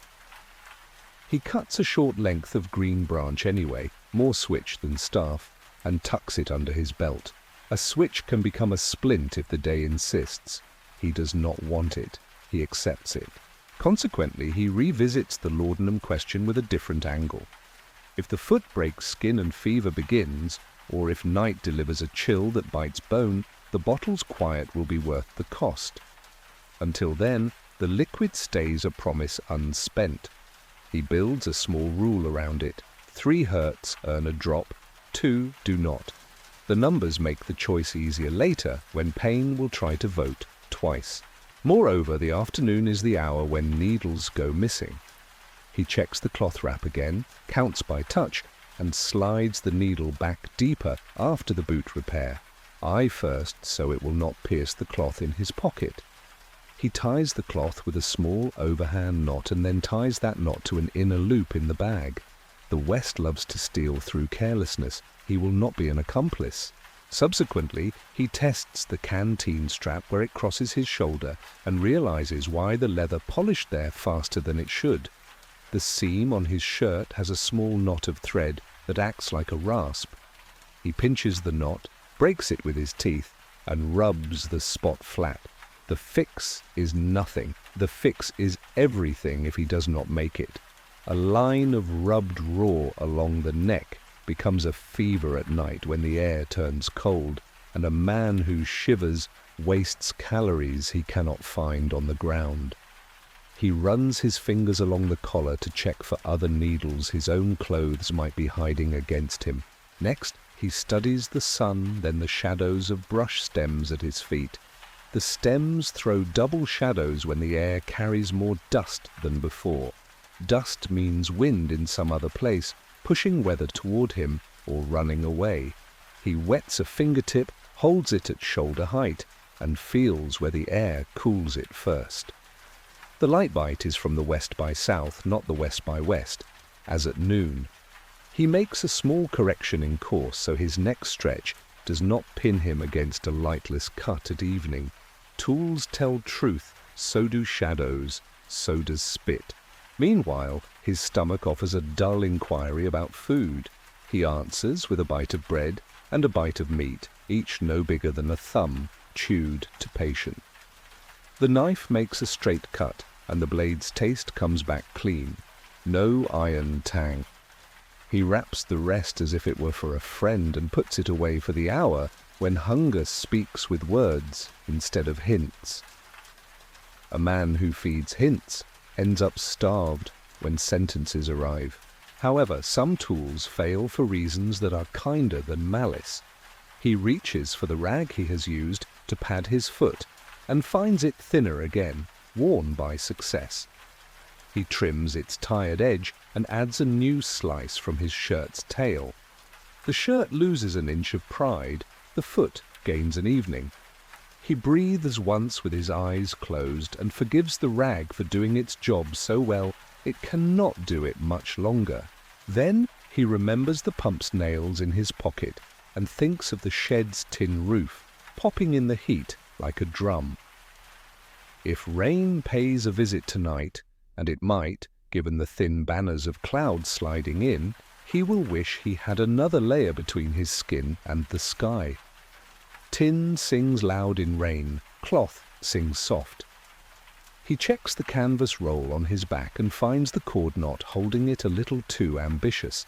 He rebuilds the knot simpler and stronger, 2 turns and a tucked tail. Knots that look clever in daylight turn stupid at midnight. Afterward, he rehearses a small ceremony he will perform if the weather breaks hard: sit, shelter, stove, sleep. He can do the first 2 with canvas, rope, and the low wall he walked at noon. A stove is a hole and a stone. The matches will do their best if he pays them with dry kindling and offers the wind only a thin mouth to argue with. Sleep will come if his feet are not screaming. He glances at the bright spot and feels it hold steady under the new pad. Ceremony is a kind of tool. It fails less often because it was built for the user, not for the shelf. Consequently, the afternoon gives him permission to move again. He tightens the belt 1 hole back like a man who means to keep the day from getting bigger than he is. He shoulders the canteen and listens for the creak that would warn of a stitch drawing out somewhere hidden. Silence is good news here. He makes his first step a careful one, and his second a copy of the first. Tools are happiest when asked to repeat, not improvise. Moreover, he sets one more rule for this stretch of ground. If something breaks, he will not repair it where it breaks unless the land agrees. The right place is a bend with a view both ways, with 2 exits, with brush for screen but not for traps, with stone for a back and sand for a seat. He names the picture in his head so he can recognize it when he sees it. People call such places camps. He calls it permission. Subsequently, a test arrives right on schedule. The canteen strap's new hole holds, but the awl poke has left a lip that catches the buckle's tongue every third step. He waits until the land offers a sliver of permission, a low stone with its shadow pointing east, and kneels to work the leather smooth with the knife spine. 3 strokes, a breath, 3 strokes. The lip relaxes. He rubs a thumb over the spot and feels it go from later problem to now friend. He rises and thanks the stone for the shade it didn't know it gave. Next, he allows himself one glance at the pistol again, not because he doubted the earlier reading, but because people are tools too, and the rider in the dark coat was a tool looking for a job. The glance finds nothing that requires him to be louder than he wants to be. He lets the thought go and replaces it with the image of the woman's nod and the way the child blinked under his borrowed brim. Good tools make quiet memories. Bad ones make stories that wear out the mouth. Meanwhile, the sky bruises by a narrow shade along the far rim where day will fall. He aims for a line of brush that runs toward that bruised place and promises twigs dry enough to invite a small, lawful fire if the wind agrees. Fire is not for romance tonight. It is for warmth enough to keep muscles from closing like fists while he sleeps. He pats the match tin once, then stops the habit before it becomes superstition. Counting tools is not the same as caring for them. Finally, the hour that began with inventory ends with gratitude. Every item he touched has told him the truth it had to tell. Some truths were hard: split rim, bruised rope, thirsty belt, thin rag. Some were kind: solid seam, honest blade, obedient thread, matches that still whispered their promise. He packs each piece with the respect he wants from it later and steps back into motion with the quiet arrogance of a person who knows he cannot beat the land but can refuse to lose to carelessness. At last, he looks ahead to where the ground's color darkens and the air tastes a degree closer to night. Tools fail, then mend, then fail again. People do the same. He accepts both cycles without poetry. The day shortens. The work continues. And as he walks, each object returns to its role, not savior, not curse, only helper. While the only tool that cannot afford to fail, his patience, keeps its edge by use rather than by rest. First, the light tilts from bright to honest, and hunger raises its hand like a quiet student. It isn't a shout, it's a steady tap under the ribs that asks for attention without drama. He lets the feeling speak, then answers with the same rules he used all day. Small helps first. He stops where brush throws a neat stripe of shade, lays the canteen in the cool, and takes out the rations that travel well. Hard bread that could double as a tool, a narrow twist of jerky, a palm of dried fruit the color of old sunset. Next, he breaks the bread by pressing it against the spine of his knife, not the edge. The blade must stay for rope and skin. The spine can afford to be a kitchen. The bread resists, then yields in 2 slow cracks. He tips a thimble of water into the tin cup, wets a corner of cloth, and wipes dust from the pieces so he won't waste salvia, fighting grit. He closes his mouth around a bite and holds it, letting creek taste water he carried turn stone back toward food. Only when the bread softens does he chew. Hunger likes speed. Survival prefers patience. Meanwhile, he tests the jerky with his thumbnail. Good jerky argues a little, then gives. Bad jerky splinters like bark. Today it argues and gives. He tears a strip no wider than a bootlace and works it until the meat agrees to share what's left in it. Salt comes forward first, the honest kind that keeps a body from failing at dusk. He counts the chews not as ritual, but as a way to keep the mouth from outrunning the stomach. The stomach is happier when it isn't surprised. However, food in the open is never just food. It is also math and risk. Too much meat without water will steal more than it gives. Too much bread without a rest will sit like a stone and slow the legs when the shade goes away. He watches the ground while he eats because eating invites company. Ravens learn the sound of paper and cloth. Coyotes learn the smell of fruit. People learn everything and arrive when you want them least. Nothing moves wrong right now, so he allows himself a second palm of dried fruit.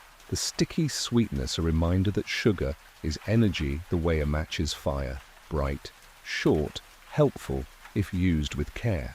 Then he checks the urge to light a small cook fire.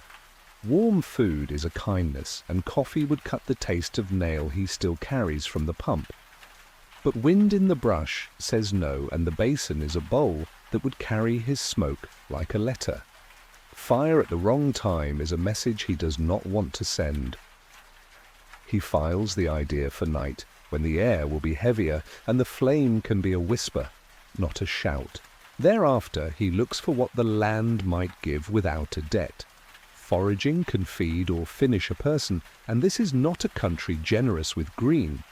He knows the handful of things that say yes in a whisper. Prickly pear pads if the spines can be burned off, a few stunted goosefoot plants that taste like the ghost of spinach, a bitter seed here and there that needs to be parched before it makes the belly angry. He scans with caution. Nothing he trusts grows in reach today. He does not turn lunch into a lesson he cannot pass. Consequently, he returns to the food he brought and turns to portioning as if he were paying bills. Bread, half saved for after sundown. Jerky 2 fingers left for night and morning. Fruit gone because fruit does not like to travel long. He folds the cloth tight, ties the bundle with a small square knot, and stows it where his hands can find it without looking. He drinks a mouthful and waits for the heart to approve the pace. The heart approves. Moreover, he remembers the old talk about scurvy, bad gums, loose teeth, wounds that won't close, and he thinks of the small bag of sour powder he bought from a peddler months back. It is not a cure, but it is a promise that makes sense if taken before need. He tips a pinch onto the wet rim of the cup and runs his tongue along it. The taste is sharp and mean. He accepts it like a contract signed with the simplest pen. Subsequently, he reminds himself that appetite is a trickster at this hour. Heat makes the body slow to ask and quick to accuse. He walks a dozen steps while the food settles, then another dozen, and only then does he listen for complaint. No complaint comes. He files the meal as enough, not good, and moves on. Afterward, he considers the question of hunting. He owns a pistol. He has seen men drop a rabbit that didn't learn quick enough. And he has watched those same men spend the rest of the day explaining themselves to silence. A shot in the afternoon is a bell rung for miles. It brings eyes he does not want and gives away the story he prefers to keep. One about a quiet man following rules, not a loud one making claims. He leaves the pistol where it is and keeps his eyes open for quieter food. A careless quail, a pocket of grass seed, a lizard foolish enough to sit in the wrong place at the wrong time. Meanwhile, the world offers a different kind of meal, shade. He treats it like soup. A low wall of stone, already his friend from earlier, runs ahead. He steps along its ribbon of dark and lets his core cool in sips. Cooling is not nothing. It lets digestion play fair. It keeps the blood where it can think. He loosens the bell to hold to let the bread sit right, then tightens it back to remind the body that work remains. However, the stomach is not the only part of a person that eats. Nerves eat too. They chew on doubt until it grows sharp. He feeds them with order. He repeats the list he owns: water, shade, feet, food, fire, and adds a line he borrowed from a woman who fed him once in a town with 2 streets and 1 proper porch. Eat before you're hungry, rest before you're tired, drink before you're dry. The porch is gone now, probably. The rule is not. Then a sound asks for attention, a single cluck and a shuffle in the brush ahead. He stills and lowers his center of gravity the way a man lowers his voice in church. Quail talk to each other with that soft music, and where 1 speaks, 5 more listen. He edges to the side so the wind won't take his name to them, then pauses again. He could throw a stone and maybe win a bird. He could also spook the covey and spend 20 minutes chasing echoes. He weighs the trade, 1 hot meal against lost cool and wasted strides. The math says no. He lets the birds keep their conversation and keeps his steps. Thereafter, he thinks about shared meals, the kind you risk when you accept from strangers or offer to them. He has met men who will split their last biscuit and look you in the eye while you chew it. He has also met men who will do the same and make a note in their ledger in pencil or in blood. If he meets the mule pair again at dusk and they ask, he will offer a thread of jerky and a fact about the wind. If they refuse, he will not be offended. If they accept, he will find a way to keep the talk small and the gratitude plain. Food binds people, it also binds debts. He prefers none he cannot pay by morning. Consequently, he repairs the smallest kitchen he owns, his cup. The wire clip he made earlier holds the split, but the lip has a new wobble when it meets the mouth. He seats the rim against the stone edge of a shallow wash and nudges it straighter with his palm.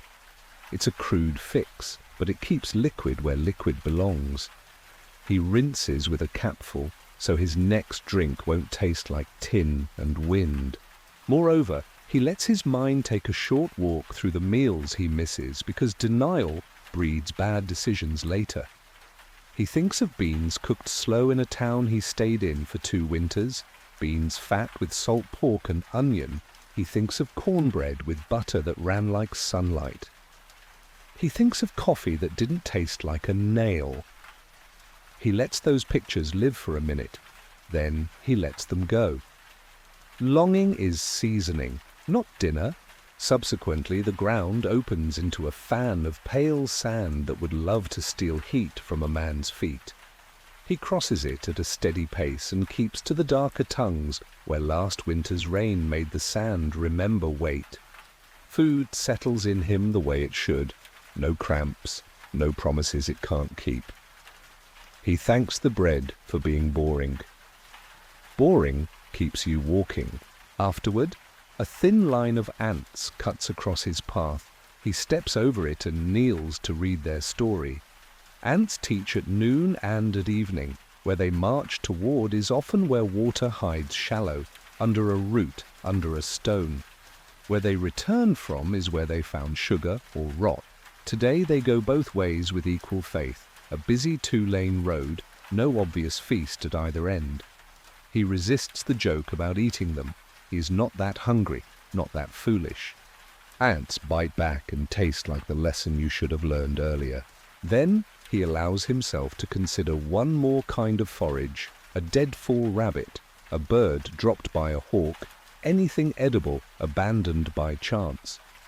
He is careful with this thought. Dead things carry news he does not want to hear: sickness, poison, old age. If he finds meat he did not kill, he will trust only what his eyes and nose can prove. Clear eyes, clean scent, flesh that does not slide from bone. He hopes not to be tested. The land hears and does not answer. Thereafter his stomach offers a second, softer request, the kind that says, "That was good work, we can carry on." He takes it as a compliment and adjusts his plan for evening. He will eat again before the light fails, not after, so his body has time to turn food into something useful before the cold asks its tax. He marks a band of brush that could be a good place for that. 2 exits, a back to stone, wind from the west manageable, twigs for a tiny legal flame. If weather permits, he does not name it camp. He calls it permission the way he did for repairs. Words matter. Permission keeps a person from acting like he owns what he only borrows. Consequently, he checks the small bottle again, not to use it, but to remind himself it is there. Hunger can become fear at night. Fear asks for sleep. Sleep asks for quiet. The bottle is a last door. It stays closed in the sun. He secures the cork with a twist of rag so it won't chatter or tempt. Moreover, he reviews a rule that saved him once when he was young and dumb. Never eat all of anything in one go, even if it is small. Leave a fragment to start the next meal, so the next meal is not work from nothing. He tucks a pea-sized corner of bread into the cup and slips the cup into cloth like a seed in dry soil. It is not about calories, it is about telling the mind that tomorrow has already begun. Subsequently, the land gives him a lesson for free. A thorn cluster at ankle height looks like shade trying to imitate a bush. He would have stepped through it if the belly were noisier and the mind less exact. He circles instead, and the circle reveals a snake track fresh as handwriting, thin, straight, and newly written across his old line. Food and caution walk together there. He nods and keeps the pair in front. Afterward, he feels the slight weight in his guts that says the bread has settled the water instead of stealing it. He drinks one small mouthful to honor the trade, then keeps walking. He moves more smoothly now, like a cart that has been greased where it's squealed. The world opens and closes, shade, sun, wind still, and he moves through the changes with a steady face. Then he meets the question of sharing in the absence of people. Sharing with himself, that is, body parts trading favors. He loosens the belt another hole for 20 minutes to let the meal find its place, then tightens it again so the load sits where the hips can carry it instead of the spine. He shakes the arms loose and lets the shoulders drop, which makes room for the lungs and calms the stomach. Small adjustments are gifts that cost nothing but attention. Thereafter, he plans the evening's small boil, if conditions allow. Not a stew, he doesn't own the supplies for that, but a scald of water to soften the next bread and take the edge off the night wind. He thinks through fuel, twigs no thicker than a finger, a handful of dry grass the wind hasn't fingered to dust, a pocket of punky wood that will take a spark and hide a coal. He thinks through the match path, one to light the grass, one to keep dry in his sock in case the first lies, a third kept in the tin for later. Waste none, risk little. Meanwhile he walks through a smell that is not his. Faint onion on the air, not the kitchen kind, the wild kind that grows in poor soil with a stubborn heart. He slows and scans low. A handful of green threads lean from a crack in hard dirt. He kneels, pinches, and lifts a bulb that is honest and small. He rubs it between fingers, brings it to the nose. Onion, true. He will not eat it raw. It will ride loud on his breath and invite thirst. But sliced thin and waved once over heat, it will turn bread into something that tastes like home. He pockets the bulb and thanks the crack that hid it. However, he sets a limit he won't cross.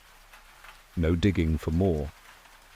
Digging is sweat he can't pay right now, and holes tell stories to passers-by.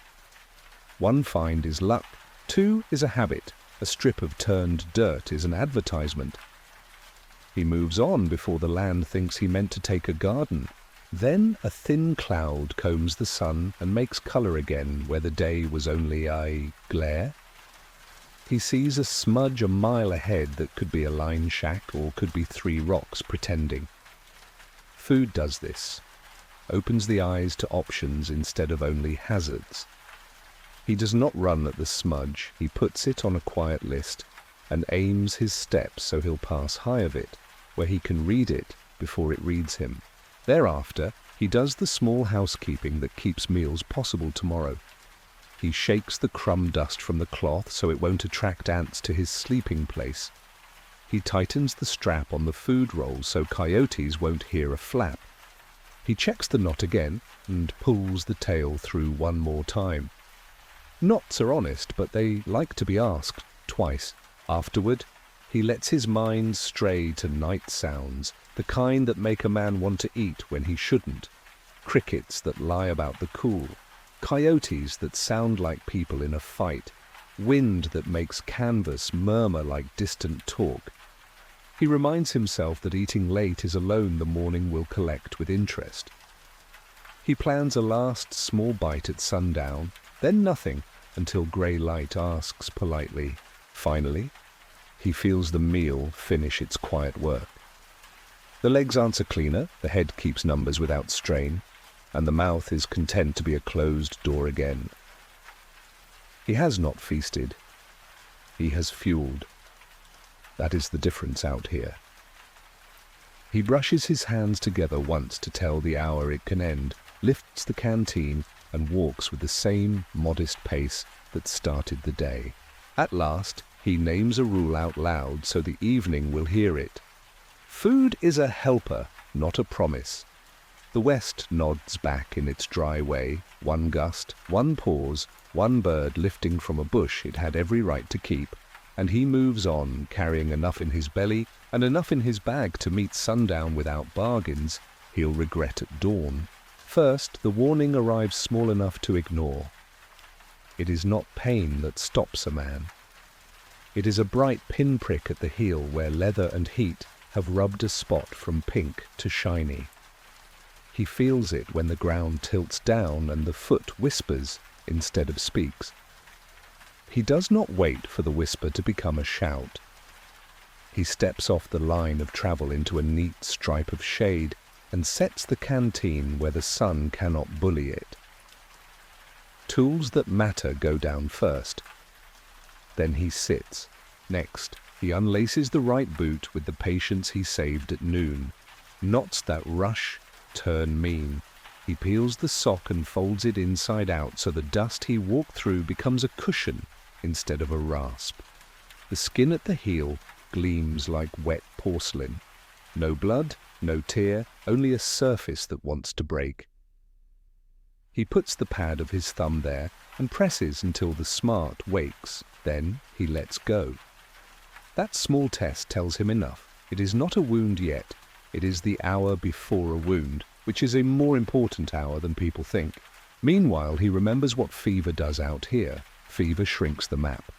It takes 10 miles of country and folds it into the space between a man and his next breath. It makes simple numbers hard and hard numbers cruel.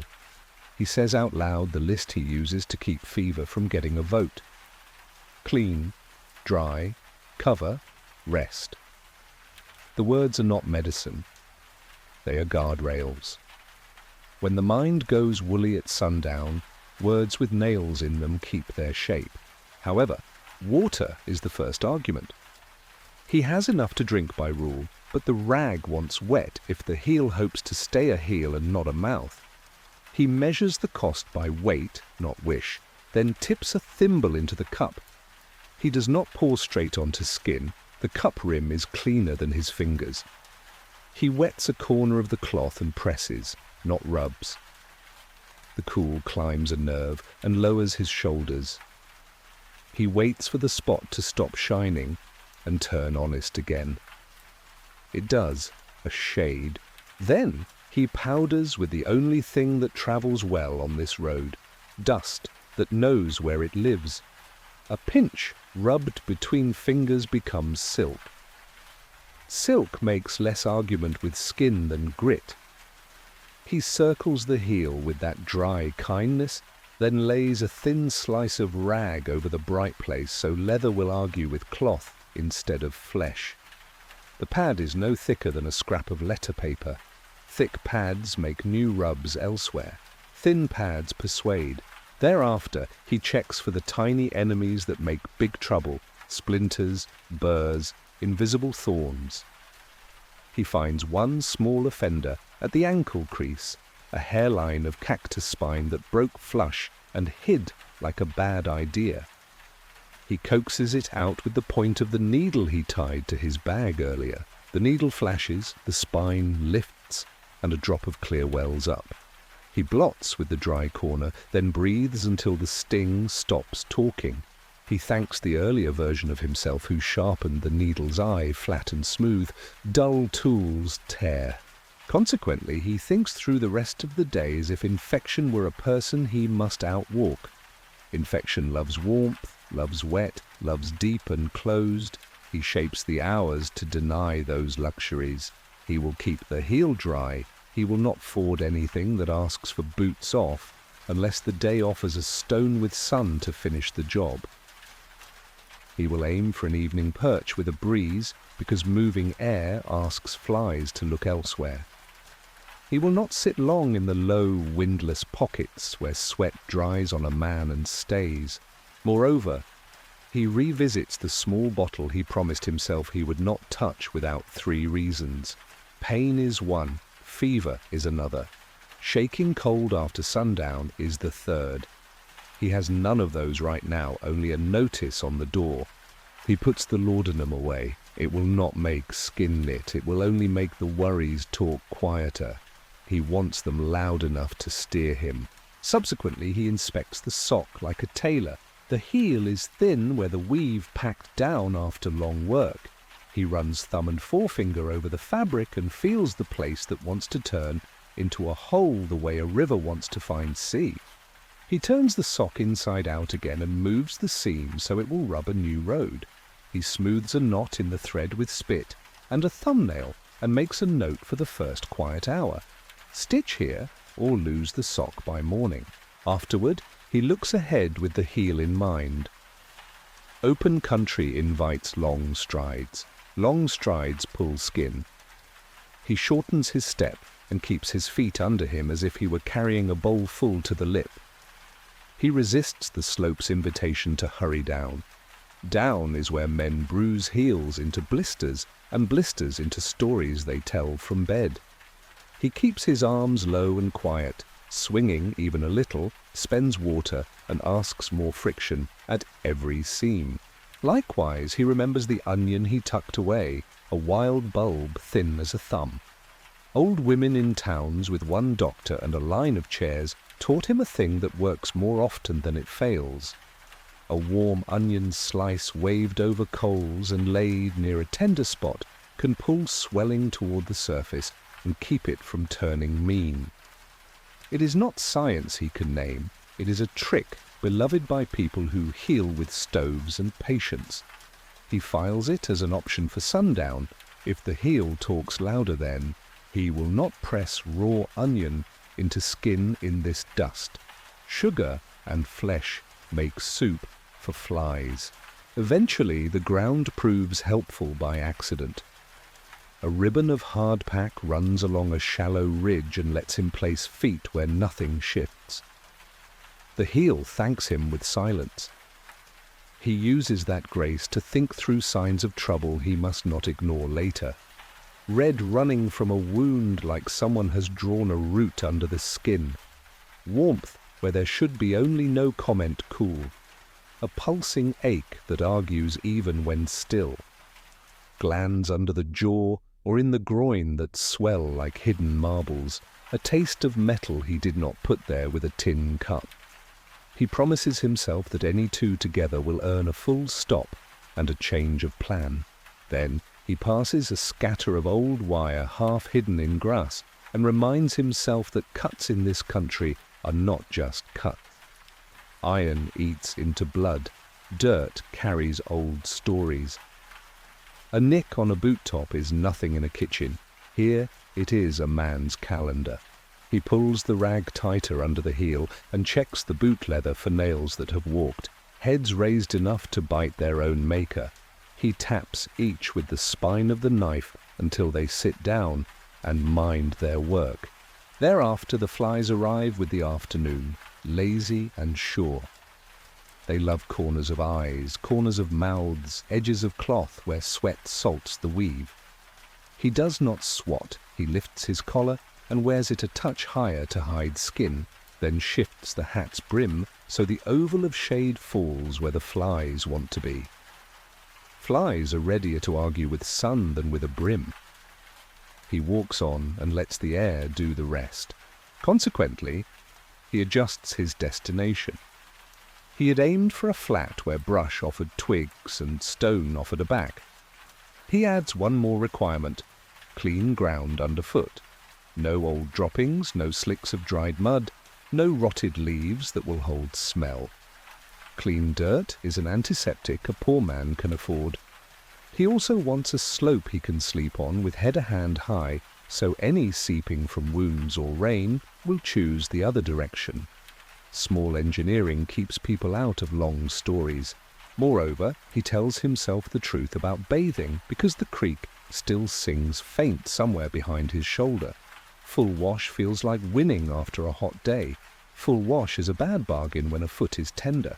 Water that is not your own house water, water that carries whatever the last storm learned, can turn a bright spot cruel. He will save washing for above the belt and the places that share heat. He will keep the heel for cloth, air, and faith. Subsequently, the land pays him back with a thin run of shade where a rock shelf leans over a ledge. The shelf makes a roof and a slot. A breeze fits there like a river in a canyon, channeled and steady. He steps into it and sits with his back to stone that has kept its cool. He unties again, checks again. The pad is doing its job. The shine has dulled. A thin line of red shows where the sock seam tried to earn trouble. He moves the pad a hair and dusts once more, then leaves the foot bare for a minute while the air writes its slow good work across the skin. Afterward he plucks a handful of clean grass heads, seed long gone, and twists them into a poor man's brush. He uses that to sweep grit from the inside heel of the boot, so he does not grind trouble into the tender. He finds one grain the size of a peppercorn caught under the insole and flicks it away. He holds the boot at eye level and looks as if it were a horse he loved. Then he lowers it and slides the foot home with care.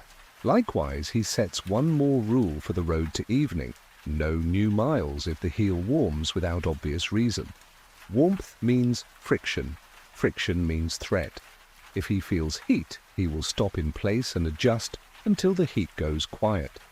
He will not trade a quarter hour of pride for a quarter week of fever. Pride has no bedroll and does not share blankets. Eventually, he walks again and lets the mind idle on its own low gear, the gear where songs without words live and numbers repeat until they are friendly. The heel stays a citizen instead of a complaint. He thanks it the way a man thanks a mule, not with speech, with trust returned. He watches the path for snake sign, not because he is being heroic, but because he knows what a bite would mean out here. Swelling, heat, thirst he cannot feed, a day that turns into one room with no door. He steps high over brush piles where a coil could convince itself it was a shadow. Then grey edges appear on the sky's far rim, thin as a penciled moustache. Weather considers visiting. If it does, cold will ride behind rain, and ankle-bright water will turn the ground to soup that climbs into seams. He moves his plan one notch toward caution. A smaller fire, if any, a camp tucked but not trapped, a bed laid on dry stone if he can win one, cloth under skin and skin under canvas with room for air. If he must dry the heel by fire, he will do it at a distance, turning the foot the way a cook turns bread, not letting any one side take the heat long enough to crack. Thereafter, he thinks again about the onion. If the spot sours by night, if it swells and sings, he will slice the bulb thin, warm the slices on a flat stone set near coals, and lay them beside but not on the heel, letting the warmth pull blood where it can work without making soup under skin. He will keep flies away with smoke and cloth. Old methods are not magic, but they remember things modern men forget, and memory is a kind of medicine. Afterward, He reviews the signs he will check in the morning, because infection is rarely brave at night. It sends scouts first. He will look for red lines, for puff where there was only pad, for skin that creaks under a thumb. He will taste his mouth for metal and watch his urine for dark. He will weigh his head in his hand and decide if it feels heavier than its own bones. He will not ask the mirror for news. He will ask the numbers: pulse fast at rest, breath short without hills, thirst that does not answer water, sleep that does not buy clarity. Likewise, he admits the possibility of losing the day to healing. The West punishes hurry.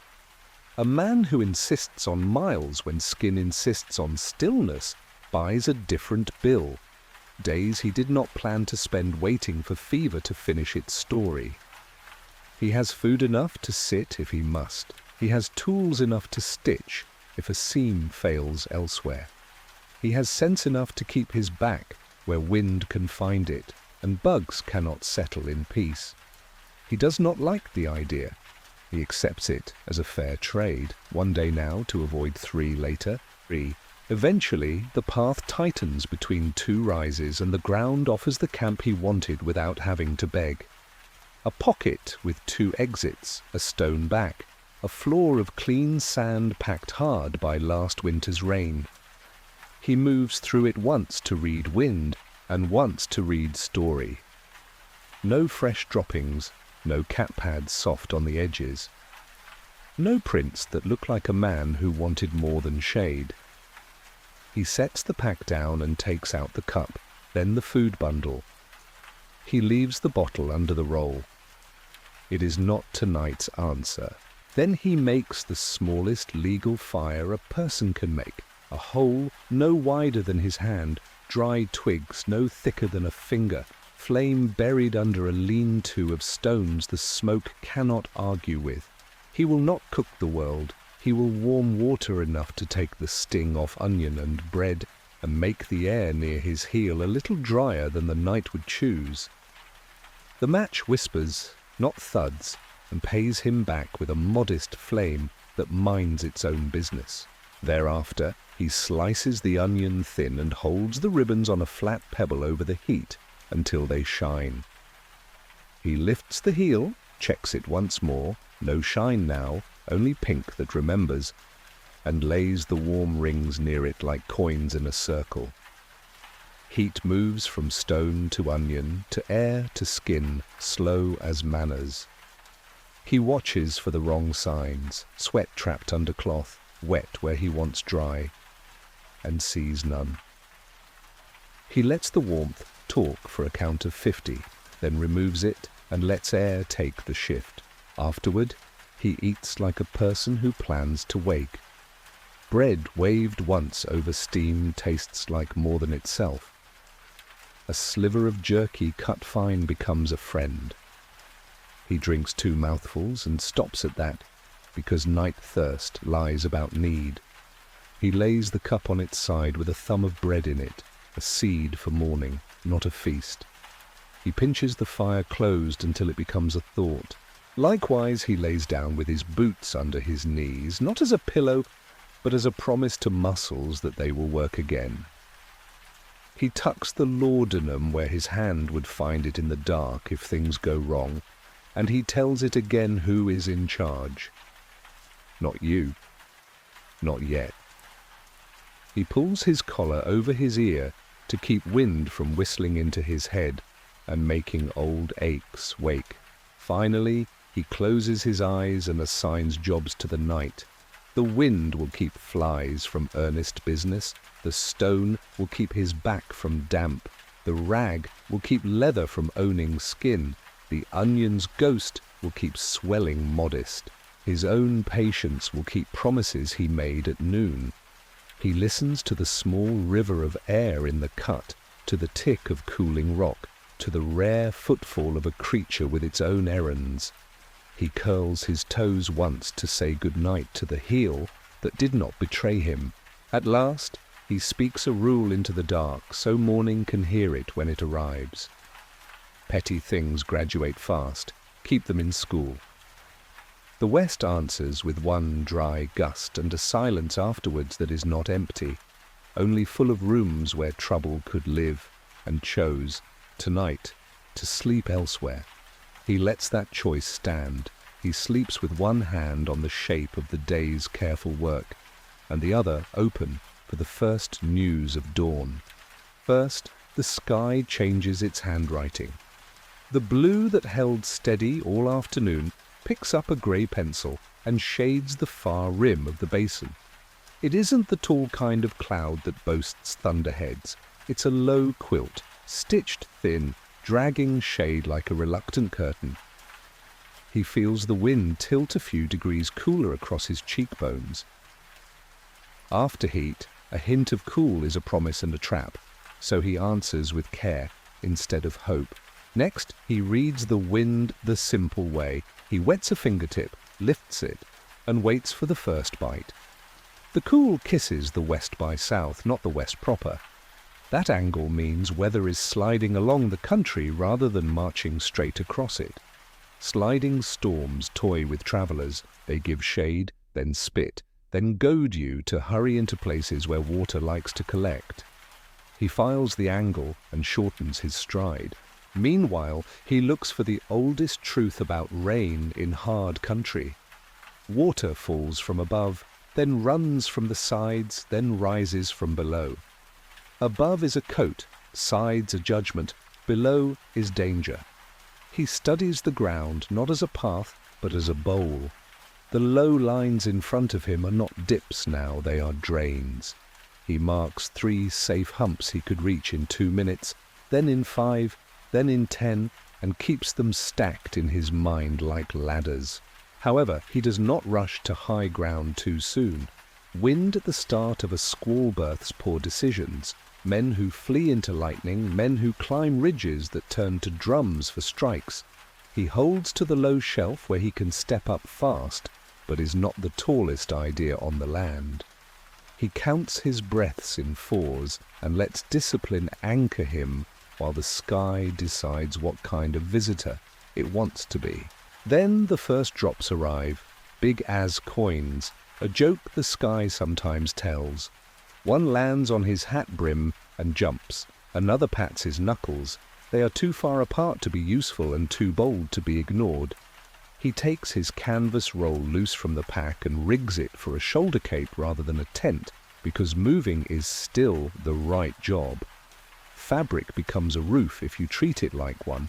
A roof becomes a trap if you worship it. Afterward, he checks the places rain loves to enter a person. Collar, cuffs, the seam that runs like a tiny river down a spine. He tucks the collar high and turns the shirt's inside seam outward so the stitch won't become a wick. He pinches his hat's crown with 2 fingers and shapes a sharper ridge so the brim will shed forward instead of pooling. Small changes keep a man dry enough to think. Thereafter, sound changes first, before sight. The basin's hush fills with a far hiss over the wash, not yet raw, just a cat's warning. He angles left to keep a safe wall on his upwind side, a low, steady bench of stone, and he refuses any path that points his feet into a V-notch.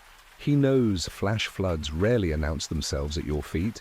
They occur over the hill while you are still counting. Consequently, he adjusts his rules. Water is friend, water is weapon, water is weight. He will sit by the clock even as rain toys with his mouth.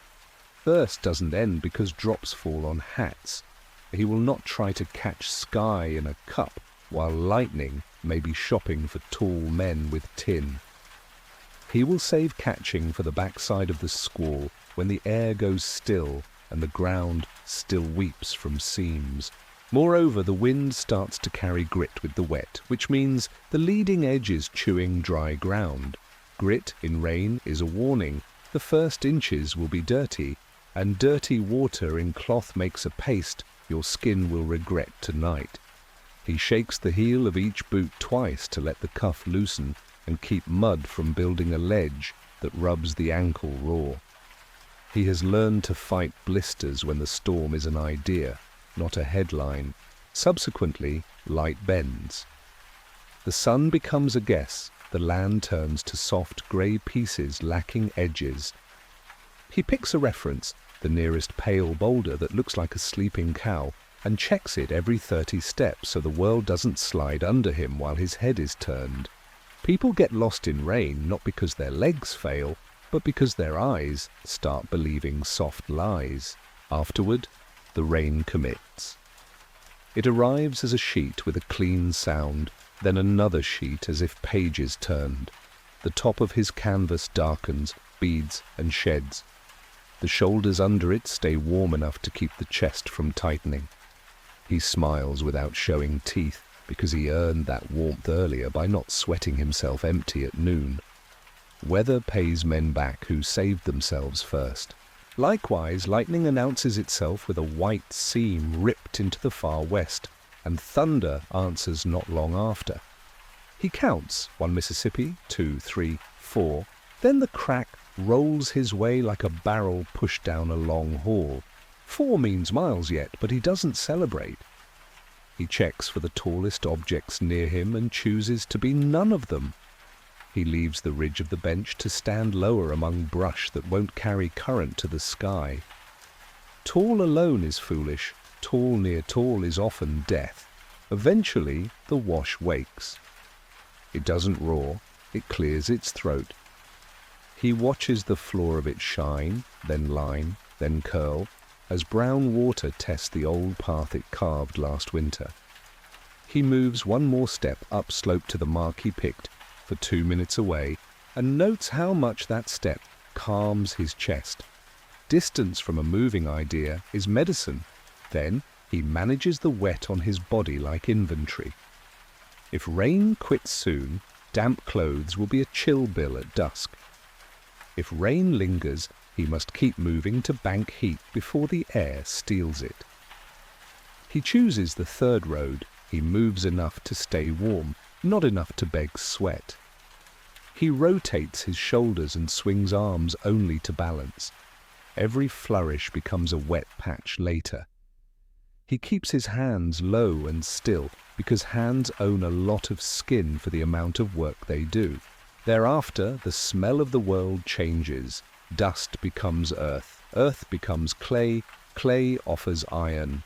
Iron returns to the tongue like a penny. Smell is a map in weather. You follow sour to avoid rot, follow green to find shelter, follow cold to find height. He follows green, but not dense green, because tangles hide thorn, and thorn invites idle stumbles that open skin the sky would love to lick. Afterward, he meets the question of fire as a what-if. Lightning aside, a small flame in rain can dry a sock, can calm a mind, can turn onion into comfort, but only if made under a roof that won't advertise. He scans for a ledge deep enough to hide smoke, and finds a shallow lip, not worth the match. He keeps walking and lets the body be the stove until the land offers consent. Likewise, he guards against the second danger of a stormed afternoon, cold that sneaks in after heat has taken its trophy. He knows the trick where a man says this feels good until the air keeps taking and the body has nothing left to give back.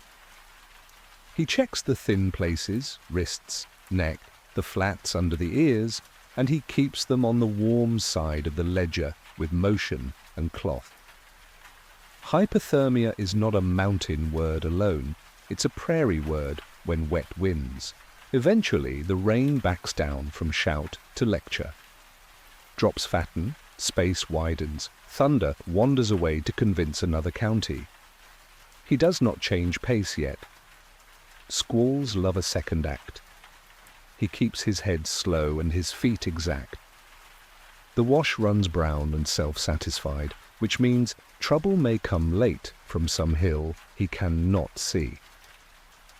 He holds his chosen height and lets the water argue with the old cuts while he stays out of it. Then a break opens like a window shade lifted 2 inches. Light slides under the cloud lip and paints the land with the softest gold he has seen all day. He uses the moment the way a careful person uses a gift. He inventories. He checks the heel pad. The rag has done its duty. He presses gently around the skin and feels no heat of anger, only the honest cool of rain.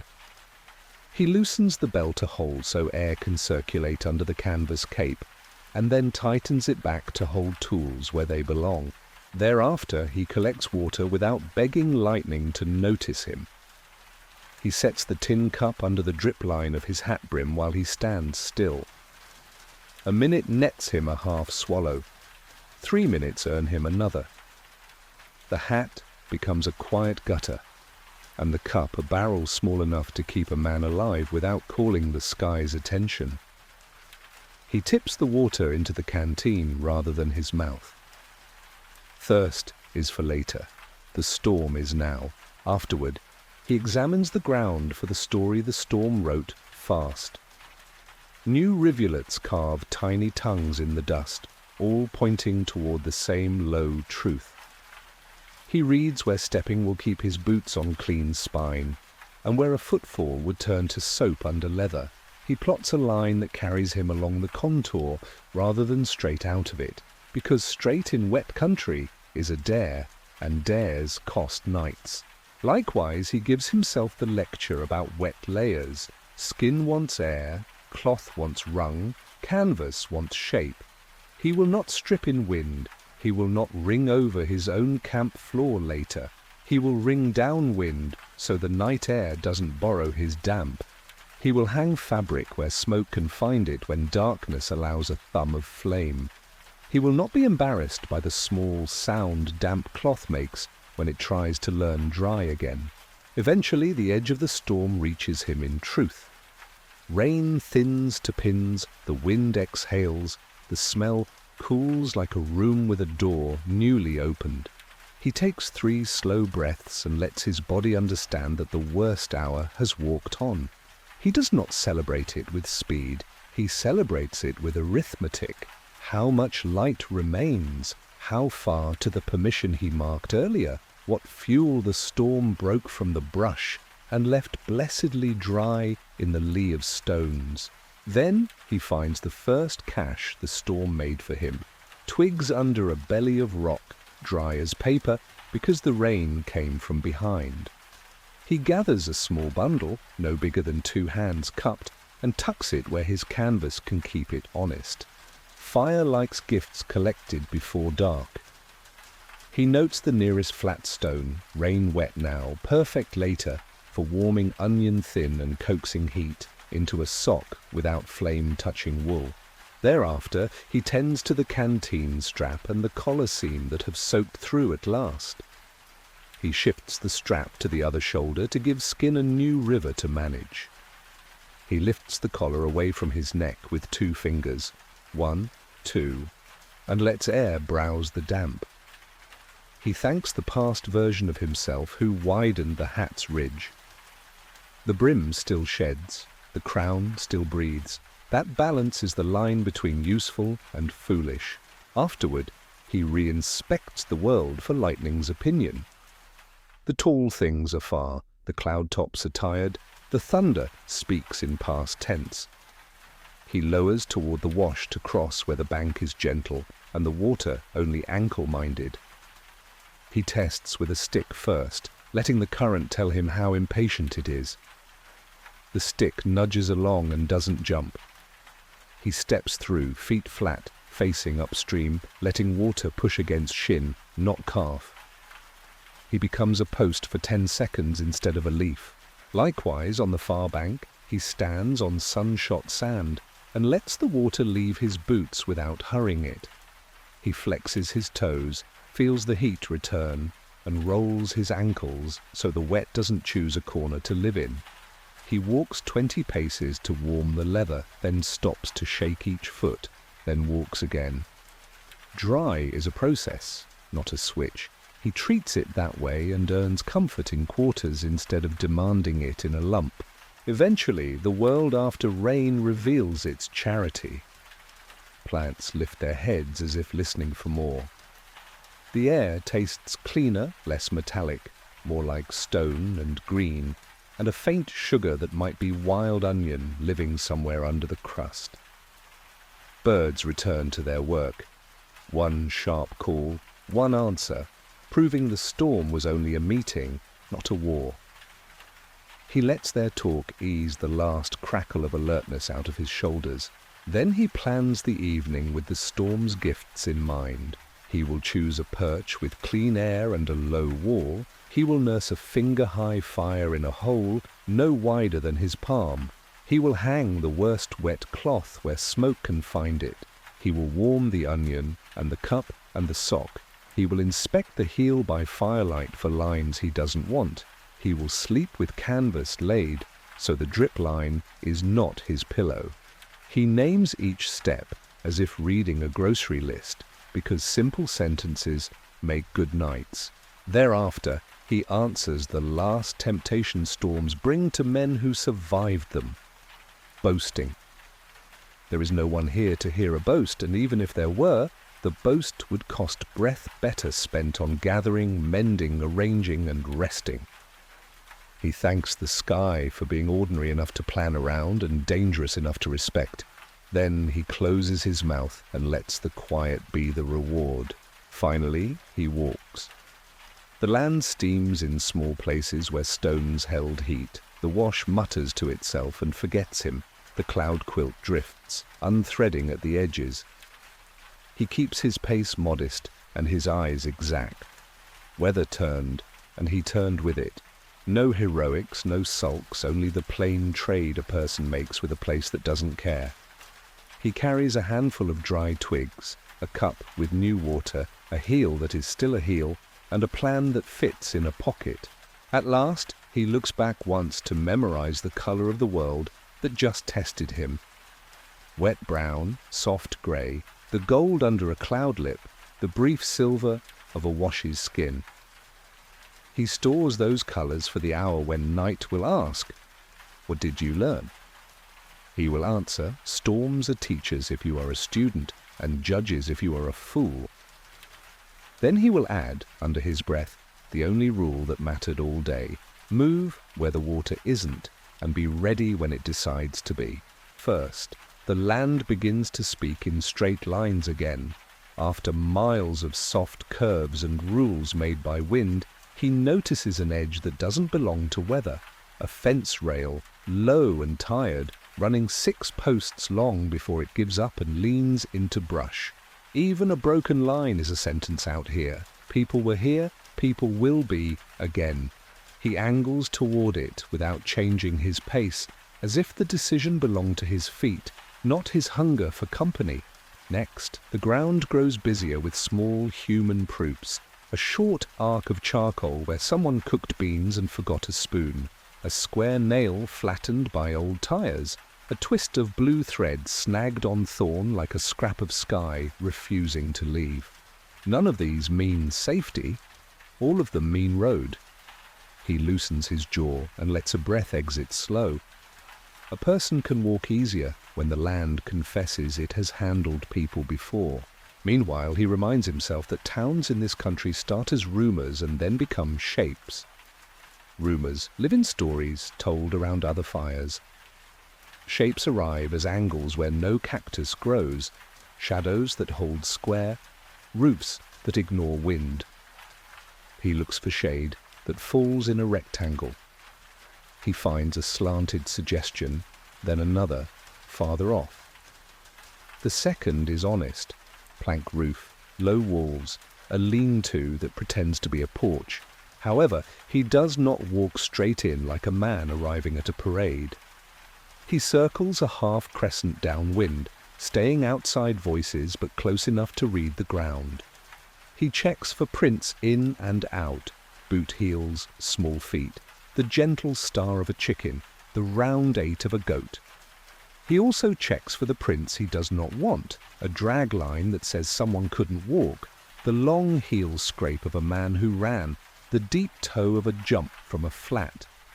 Today the traffic looks ordinary, which is to say, survivable. Then as the distance closes, other details arrange themselves into a place. 2 roops, 1 tin, 1 shingle, a corral with rails, more suggestion than law, a pump with a long handle, and a trough built from 2 halved barrels. a set of hitch posts where rope polish shines like old wax. Farther back, the square face of a signboard with so little paint left it might as well say, "Here is where words used to be." Afterward, he prepares himself the way a person washes his hands before touching bread. He reties his hat thong so it won't blow and make him grab. He shifts the canteen strap so the leather doesn't creak when he breathes. He brushes dust from his shirt front with the back of his wrist, not to look fine, only not to look like a man who forgot he was human. He plans his approach in 3 pauses, one at the corral corner, one 5 paces nearer the pump, one at the pump itself, if invited. Courtesy is measured by distance first, then by voice. Thereafter, a voice arrives before a face. Evening, it says, the word shaped by someone whose work taught him to save syllables. He stops at the first pause and turns his head, not his shoulders. A woman stands by the door of the shingle roof room, sleeves rolled, hair wrapped in a strip of cloth, the colour of a dirt road. She carries a tin dipper and the kind of quiet that keeps towns together.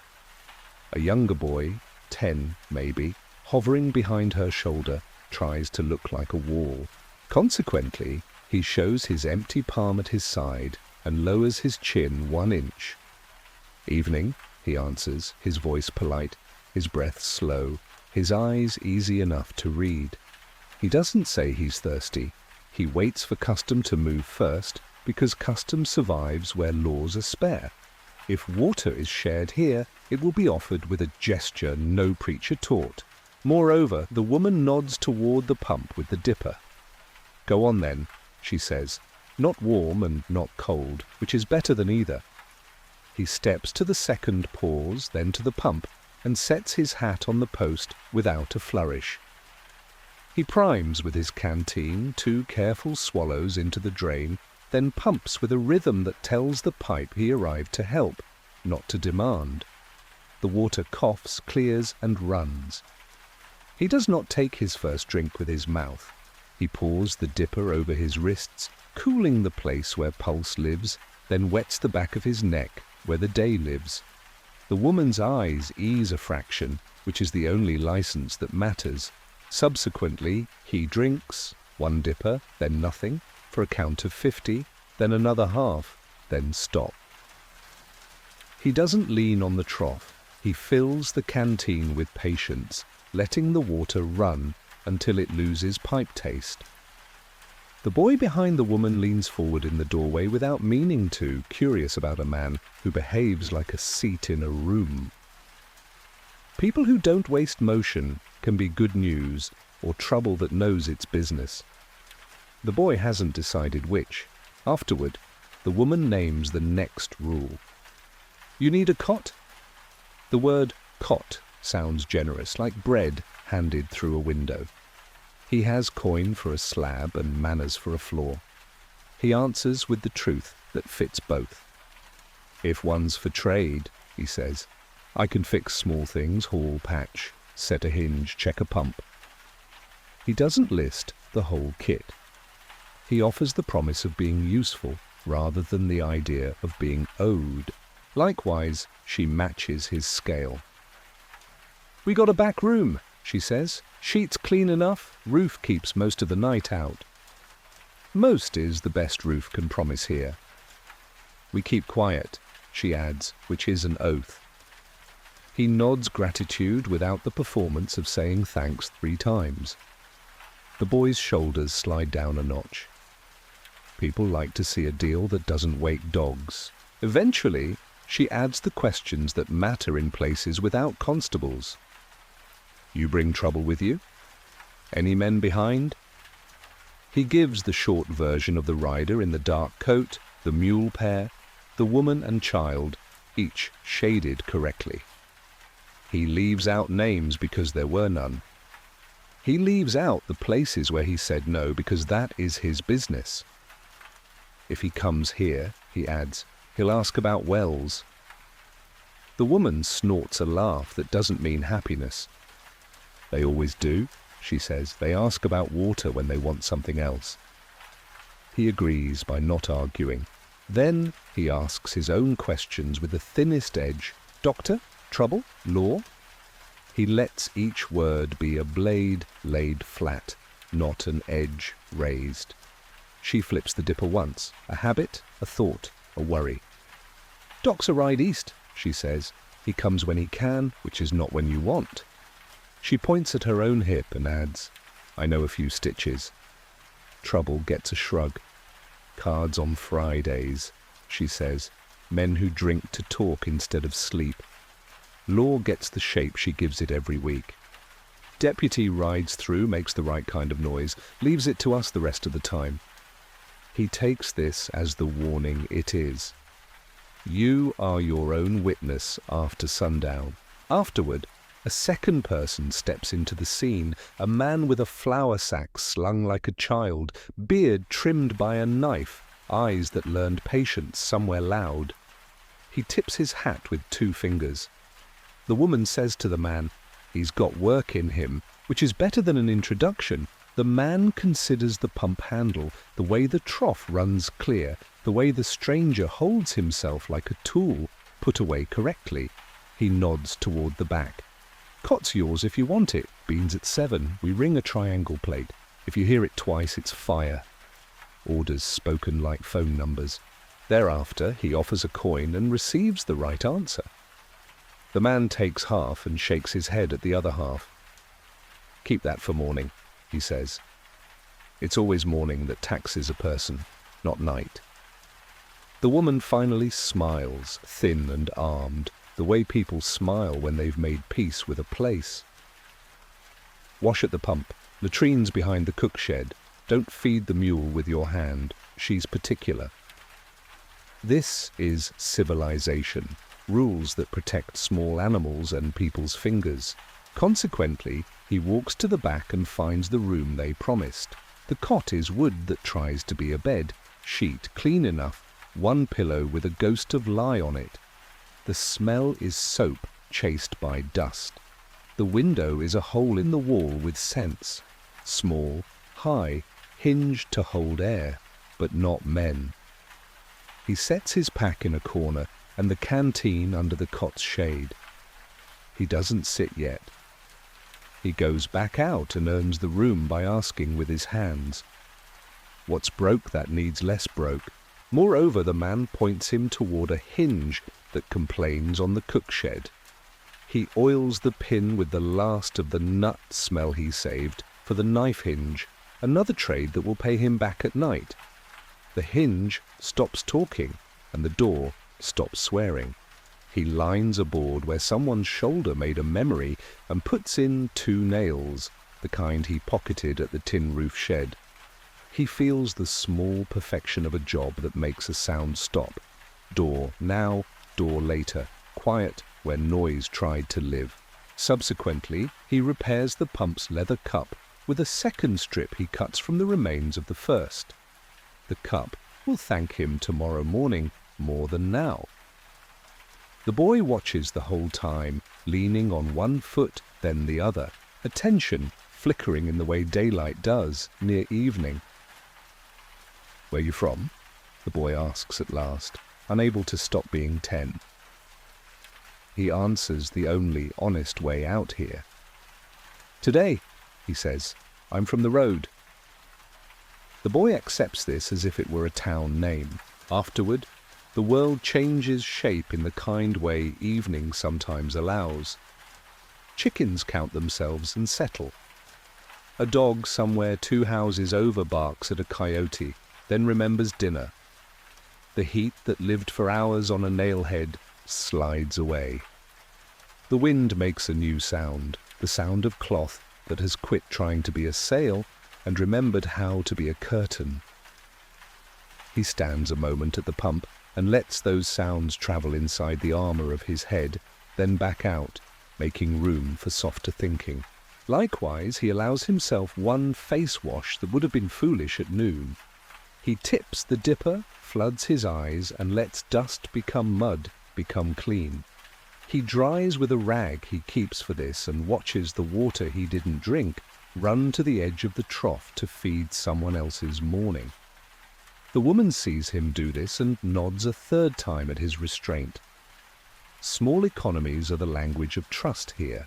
Eventually the triangle plate rings one clear note, then another that lets it count as supper and not a fire. He steps in line like he was born knowing lines are wisdom. The room is a scatter of chairs and a table long enough for old arguments. The beans taste like stories told slow. The bread tastes like a hand that learns a recipe from another hand, not from a sheet. Coffee arrives in cups shy of clean and doesn't taste like a nail for once. It tastes like a kitchen that has earned the right to pour it.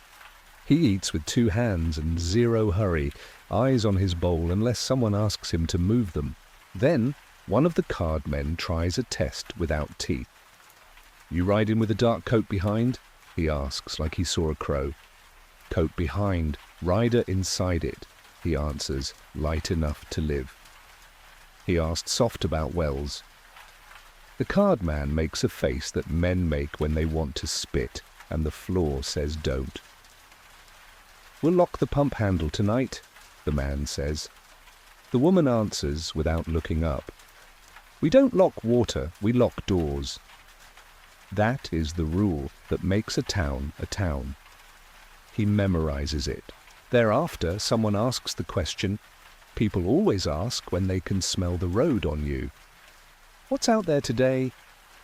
He gives them 12 words worth of weather, 6 words about snakes, 5 about the wash-waking, and 1 sentence about Two-Rag Spring. The boy likes the name and says it twice under his breath, as if naming a thing might conjure a place he'll visit someday. A man with hands that split wood for a living nods at the map hidden inside the story and stores it like a coin under his tongue. Afterward, the conversation moves to the more important work: death and birth, fence and cattle, whose goat climbed whose roof, the day a stranger walked in and left with a hat that wasn't his. He listens with the care he gives to thunder counting. He keeps his own story inside its good coat, sharing enough to belong and not enough to borrow. Belonging is what a man can sleep in. Borrowing is what wakes him at 3. Likewise, small kindness arrives disguised as a chore. The woman points her chin at a stack of plates and says, "Since you're good with hinges." He stands and washes dishes. He doesn't look around to see who watches him except the ordinary.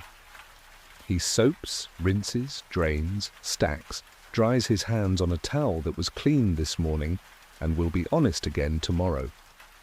His shoulders thank him for the work that isn't walking. Eventually the room thins. People take their quiet home. The boy, drunk on beans and the luxury of not having to pretend he isn't tired, leans in the doorframe until his mother catches his weight with a finger on his collar and turns him toward his bed. The cardmen shuffle cards for the benefit of their own hands, not to win anything from anyone else. The dog remembers duty and patrols the space between posts. Then he steps out into the blue hour. The pump glints once with a coin of leftover light. He walks the yard's edges and memorizes the ways out, not because he is afraid, but because fear respects people who prepared in daylight. One path between the corral and the shed, one gap through a split fence behind the cookroom, one line that follows the well-worn hoofprints to a low saddle he can cross in moonlight without folding an ankle. He keeps these like verses.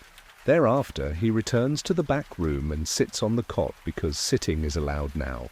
The sheet says soap, the pillow says scrub board, the roof says most. He takes off his boots and sets them upside down to deny scorpions and lazy snakes their curiosity. He checks the heel that tried to graduate earlier. It has stayed a student. No redness that travels, no heat that argues. He nods to his own foot, as to a partner who kept a bargain. Afterward, he stows the cup where he can reach it at night without making noise a mouse could mock. He sets the canteen on its side with the cap up, so a leak would confess now, not soak his sleep. He puts the little bottle where it will not speak, unless called, and the knife where it will not go, looking for a thigh. He drapes his shirt over a chair, so the air can make it less of a saltboard by morning. Likewise, he lets the day cross the line into memory. He lists it once, not to worship it, not to fear it, only to file it. Morning cool, thirst math, 2 rag.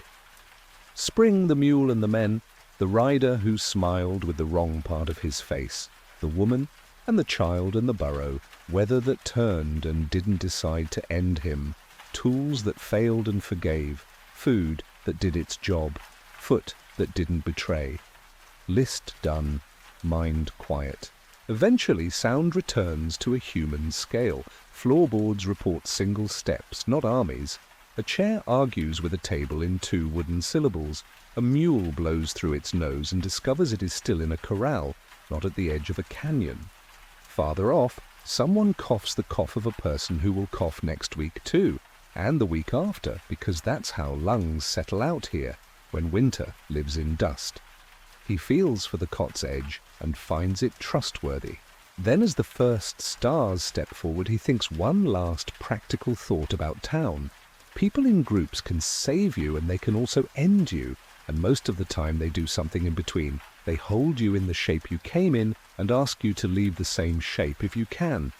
He decides he will do 2 things at morning: fix 1 more object that creaks and leave 1 note in a boy's head that is useful. Notes worth keeping turn into men worth knowing. Thereafter, he lies down slow, as if the bed might move. It doesn't. The sheet whispers, the pillow remembers. His breath levels with the room. He counts to 30 backward, an old trick learned from a person who cleaned guns for a living and needed his hands steady. At 15, the count becomes dream weather. At 10, the count becomes a clock that doesn't matter.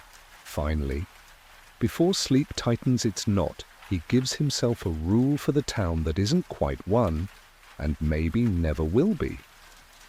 Share water politely, trade work fairly, leave the room better than you found it. The rule is not brave, it is useful. He stores it where he keeps the other rules.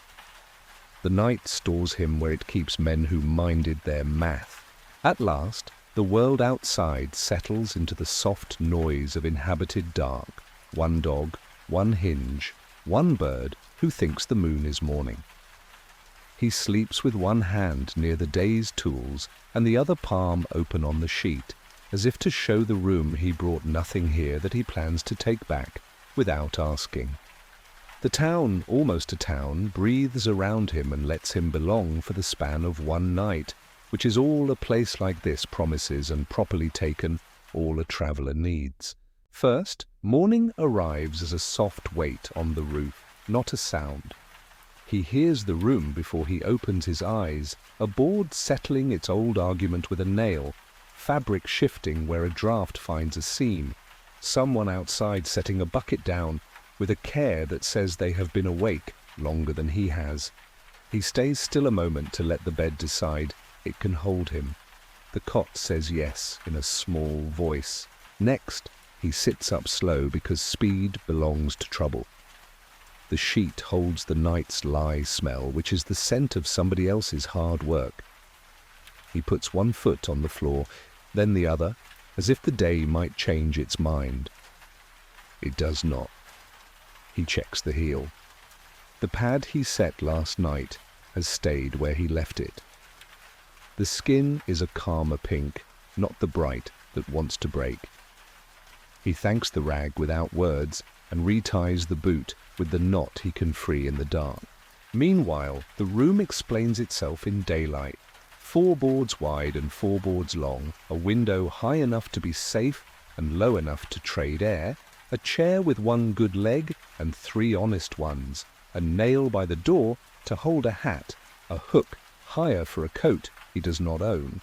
On the table, a tin plate with a star of soap, a match tin with someone else's dent, a note scratched with a nail. Triangle at sunup. However, hunger moves first, and he honors it without worship. He eats the pea of bread he saved in the cup, not because it matters to the belly, but because it keeps a promise to his own morning. He takes one swallow from the canteen to ask the day to be kind, then puts the canteen down to tell himself that kindness is loaned, not given. Then he steps into the yard where cool still belongs to the air. The pump has a bucket set beneath the handle, and the woman from last night has left the dipper hooked where shade can find it. He primes fast and light, pumps steady, and washes the night from his face with the sort of gratitude that does not need noise. He keeps the splash small, so the yard will not become a lesson in mud. The boy appears as boys do, out of a hinge sound and a skip that stops when he remembers the rules of strangers. Afterward, the triangle plate rings with a short patience. He joins the few who will sit this morning.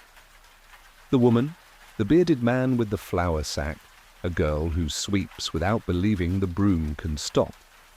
Two card men who look better in sunlight than they did in joke light. A pan of eggs, thin but real, moves down the table. The beans from last night arrive changed, sweet with onion. Coffee boils at the edge of bitter and stops. He eats with small motions because small motions fit rooms better than road gestures. Thereafter, trade begins without announcement, the way sun moves across a floor. The man nods at a loose hinge on a back door. The woman points with her chin at a latch that sticks on the shed. The girl bumps the broom against a splitboard nobody else sees. He says, "I can do those," as if speaking to himself. And he means it that way. Help offered to a town should sound like a plan, not like charity. Consequently, he works before he asks for anything more. Oil where oil belongs, 2 nails where a hand leaned too often, a shaved sliver off a door edge that swelled in the night. He fixes the latch by flipping it, because wear lives in one direction, and tongues of iron tire of their first job before their second. He takes the weight from the broom with a wire wrap tight as a bandage, and the girl's face turns from duty to pride in a heartbeat. He files that shift away as payment he can use later when the road is heavy. Moreover, he offers the pump a minute even though it did not ask. He checks the leather cup, the pin at the joint, the old felt washers that keep the handle from shouting. He touches all the parts that resent being ignored. The pump thanks him with nothing but silence, which is the answer he wanted. Subsequently, the town pays back in its own currency. The woman sets a biscuit by his plate that is not part of the portion, the size of a man's last kindness. The bearded man scrapes a little lard from a jar and slides it his way with a fork, so the grease becomes a tool, not a gift. The card men, who last night were only elbows and eyes, now look like farmers in decent shirts. One of them says, "Fence wire east of here's down for 2 posts. Not yours, not ours. If you pass there, step high. The ground wants to cut a man who isn't careful." Gossip that saves skin is a coin. Afterward, conversation finds the tracks it always finds. The woman asks the news in the shape of chores. "Road good?" He answers with small verbs. Ruts hold, wash woke, cloud passed, wind came from the side. The man asks for a weather guess and wraps it in a joke. "Think we'll get more of that sky water, or did yesterday have all the tricks?" He shrugs the answer that still belongs to the clouds. If the west adds grey and keeps it, yes. If it frays, no. I'll tell you at noon. Likewise, law shows up as a story, not as a person. One card man tells about a rider who took more than his share from a barrel and left a lid off in wind. The woman says, "We told him the ground would drink his extra. The ground did." Everyone nods in a way that says law was satisfied without a badge present. He learns the rule behind the story. Don't waste water where people can see you. Don't waste it where they cannot either. Eventually, the boy finds the courage to ask the question that has been standing behind his tongue all morning. What's 2 rag, Spring? The room looks at him because names matter, and this one is fresh. He keeps the tails small, the dry pinch of dust, the bright bead under the knuckle, the cloth that drank and gave back. He says, "We leave signs that don't mean anything to wind," and makes the little circle and 2 stones gesture with a fingertip on the table. The boy does it back, holds the 2 pebbled eyes in the air. The woman watches that exchange and nods at both of them as if a hinge finally shut the way she wanted. Then the talk turns to work he might take with him. The bearded man says, "You headed west by south, you'll pass our friend's corral. Gate hangs wrong. If you lift it when you pass, he'll pay you in shade and a cup of something that won't hurt." He takes the directions with care, landmarks, not miles, colours, not numbers. He repeats them back like a prayer until the man says, "That'll do." Thereafter, he gets his room in order the way a man cleans a gun. Every step the same, every step slow enough to be a memory later. He rolls the sheet back to its place, folds the blanket the way he found it, sets the chair where the scrape mark on the floor says it should live, brushes his hat without ceremony. He leaves the cot as if another body might fit it without arguing. Rooms remember the hands that arranged them. He wants this one to remember his hands kindly. Afterward, he pays with coin and with work. 1 silver piece goes to the woman, who does not count it where he can see. The rest he keeps for the road because mornings cost more than men guess. A shoe nail, a new rag, a second biscuit if the day turns mean. The woman gives him a sack with 2 small things, a heel of bread and a pinch of salt in paper. "For your cup," she says, knowing about his seed trick without having watched it. Town women know things they weren't around to see. Likewise, he tallies the advice that rang truer than sound. Avoid the right fork where the wash bends twice. The second bend is a joke. Beware the man who sells whiskey from a barrel painted like a rain drum. He will pour you into his friend's debt. Trust the dog that lies by the blacksmith's door. He knows when the iron is honest. Do not sit on the bench by the store after dark. That is where arguments dress up. Eventually, he does the one thing that buys him more than any coin. He asks before he leaves, "What can I carry to the next place?" The woman narrows her eyes and finds a parcel he can lift. "A letter," she says. It is a folded sheet tied with thread, addressed with a name and a distance, not a street.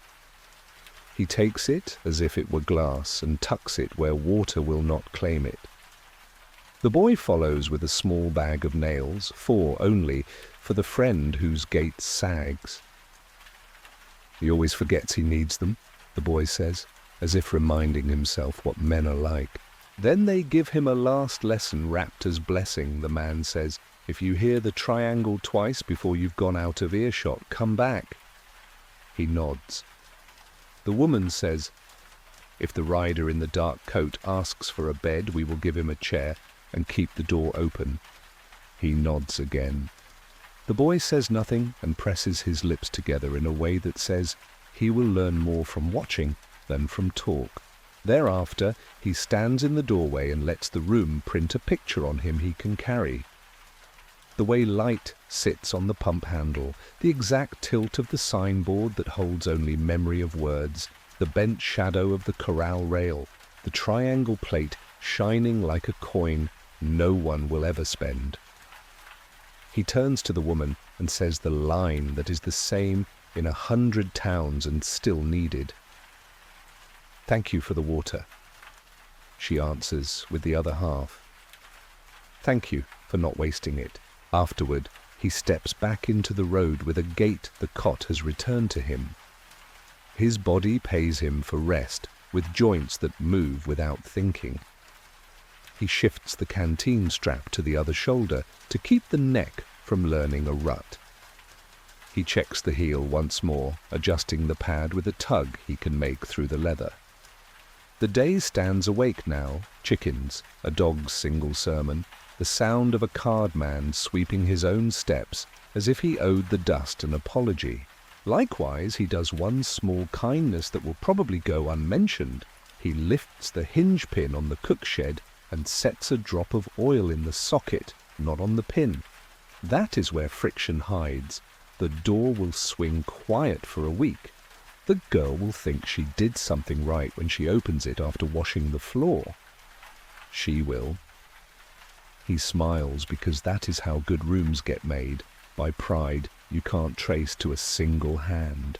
Eventually, he meets the road where it loosens into plane again and feels the difference between inside and outside as a weight moving from shoulders to feet. He allows himself one thought about comfort that is true and therefore allowed. Beds are for nights when work turns into sleep without arguments. He vows he will earn such nights often enough to remember what they feel like. Then, as he leaves the last post behind, a voice calls once. It is the boy who has run an unwise distance just to ask in one breath, "If I go as far as 2 Rag Spring, will I be back by supper?" He kneels so the talk can be honest, and the boy does not have to shout toward a man. "If you go with your mother," he says, "if you stay on ground that has a view in both directions, if you tell the dog he is leading and then let him do it, then yes." The boy nods like a bird, pecking, and runs back as if the world were made of permission. Thereafter, the town shrinks behind him into its proper size on the land. A handful of lines, 3 rules, 2 people who meant it, 1 boy who will. He does not look back again. Looking back is for counting what you left. The road prefers you count what you carry. He takes stock, letter dry, nails small but sharp, heel of bread, pinch of salt, a mind that knows which way the wind cools first today. Afterward, he reaches the friend's corral exactly because the directions told him how to see it. The black dog, the poplar, bent east, the gate hung like a shoulder that needs a hand. He lifts the gate, sets the hinges true, drives 2 nails from the boy's sack, and pockets the last 2 for the fence they were born to meet an hour from now. He leaves the gate better than he found it, as promised. A door opens. A woman there says nothing. She only points at a bucket under a drip and a chair that does not need him. He pours a dipper over his wrists, nods, and moves on. Likewise, he thinks about the price of rooms in this part of the world. Not coin, not really. You buy a bed with the way you touch things. You pay for coffee by how you set a cup down. You tip by fixing what your hands broke and also what they did not. You ask for another night by knowing when to leave after 1. Eventually the sun takes its position where it will warm his right shoulder again. He takes the left fork the woman told him about yesterday because shade lives there in streaks, and streaks are what a day is made of. He breathes easier than he did at noon the day before. His body now carries a piece of a roof, like a memory under the skin. He will lose it by afternoon, as one loses all luxuries out here, and he will earn it again at some other door. Then his thoughts turn to the rider in the dark coat. He does not wish him ill, he does not wish him well. He wishes him past. He plans as if the man will pass through and cost no more than a look. He also plans as if the man will be waiting at the next well with questions made of soft iron. Planning both ways is not worry. It is the price of walking where Law rides a circuit and takes lunch on the wrong day. Thereafter, he builds a new rule from the town he just used. He says it out loud so the plane can hear and decide whether to argue. Trade work for quiet. Share news like nails. Leave signs the wind cannot eat. The words sound good in the open. They sound like they will fit in a pocket. He keeps them. Afterward, he eats the rest of the biscuit while walking, not because he is in a hurry, but because a trail tastes better with a small sweetness for company. He follows the fence line for 6 posts and then the gap in it, exactly where he was told it would be. He keeps his eyes level and his feet honest. He breathes through his nose so water stays where water belongs. He feels the heel work and not complain. He does not feel the room in his legs anymore. He feels it in his back, supporting the way good rooms do. Finally, the road returns to being only road. The town becomes a good story behind him and not a hook through his coat. He walks with the weight he deserves, no more, no less, and the morning keeps its promise. A pair of shadows to step through, a wind that moves without remark, and the knowledge that somewhere behind him a triangle will ring once for beans and once for fire, and the people who let him sleep will answer both with the right kind of noise. At last, he sets his eyes on the line of the next rise and says a quiet thanks that the day, for now, is made of straight work and small lines. The room he could afford has paid him back by making his steps even. He gives the road the same evenness. He carries forward the smell of soap, the taste of coffee that did not argue, the sound of metal that did not rattle, and the shape of a bed that did not move. These are wealth enough for the next miles. First evening folds the colour out of the land the way a careful hand folds a map. The edges soften.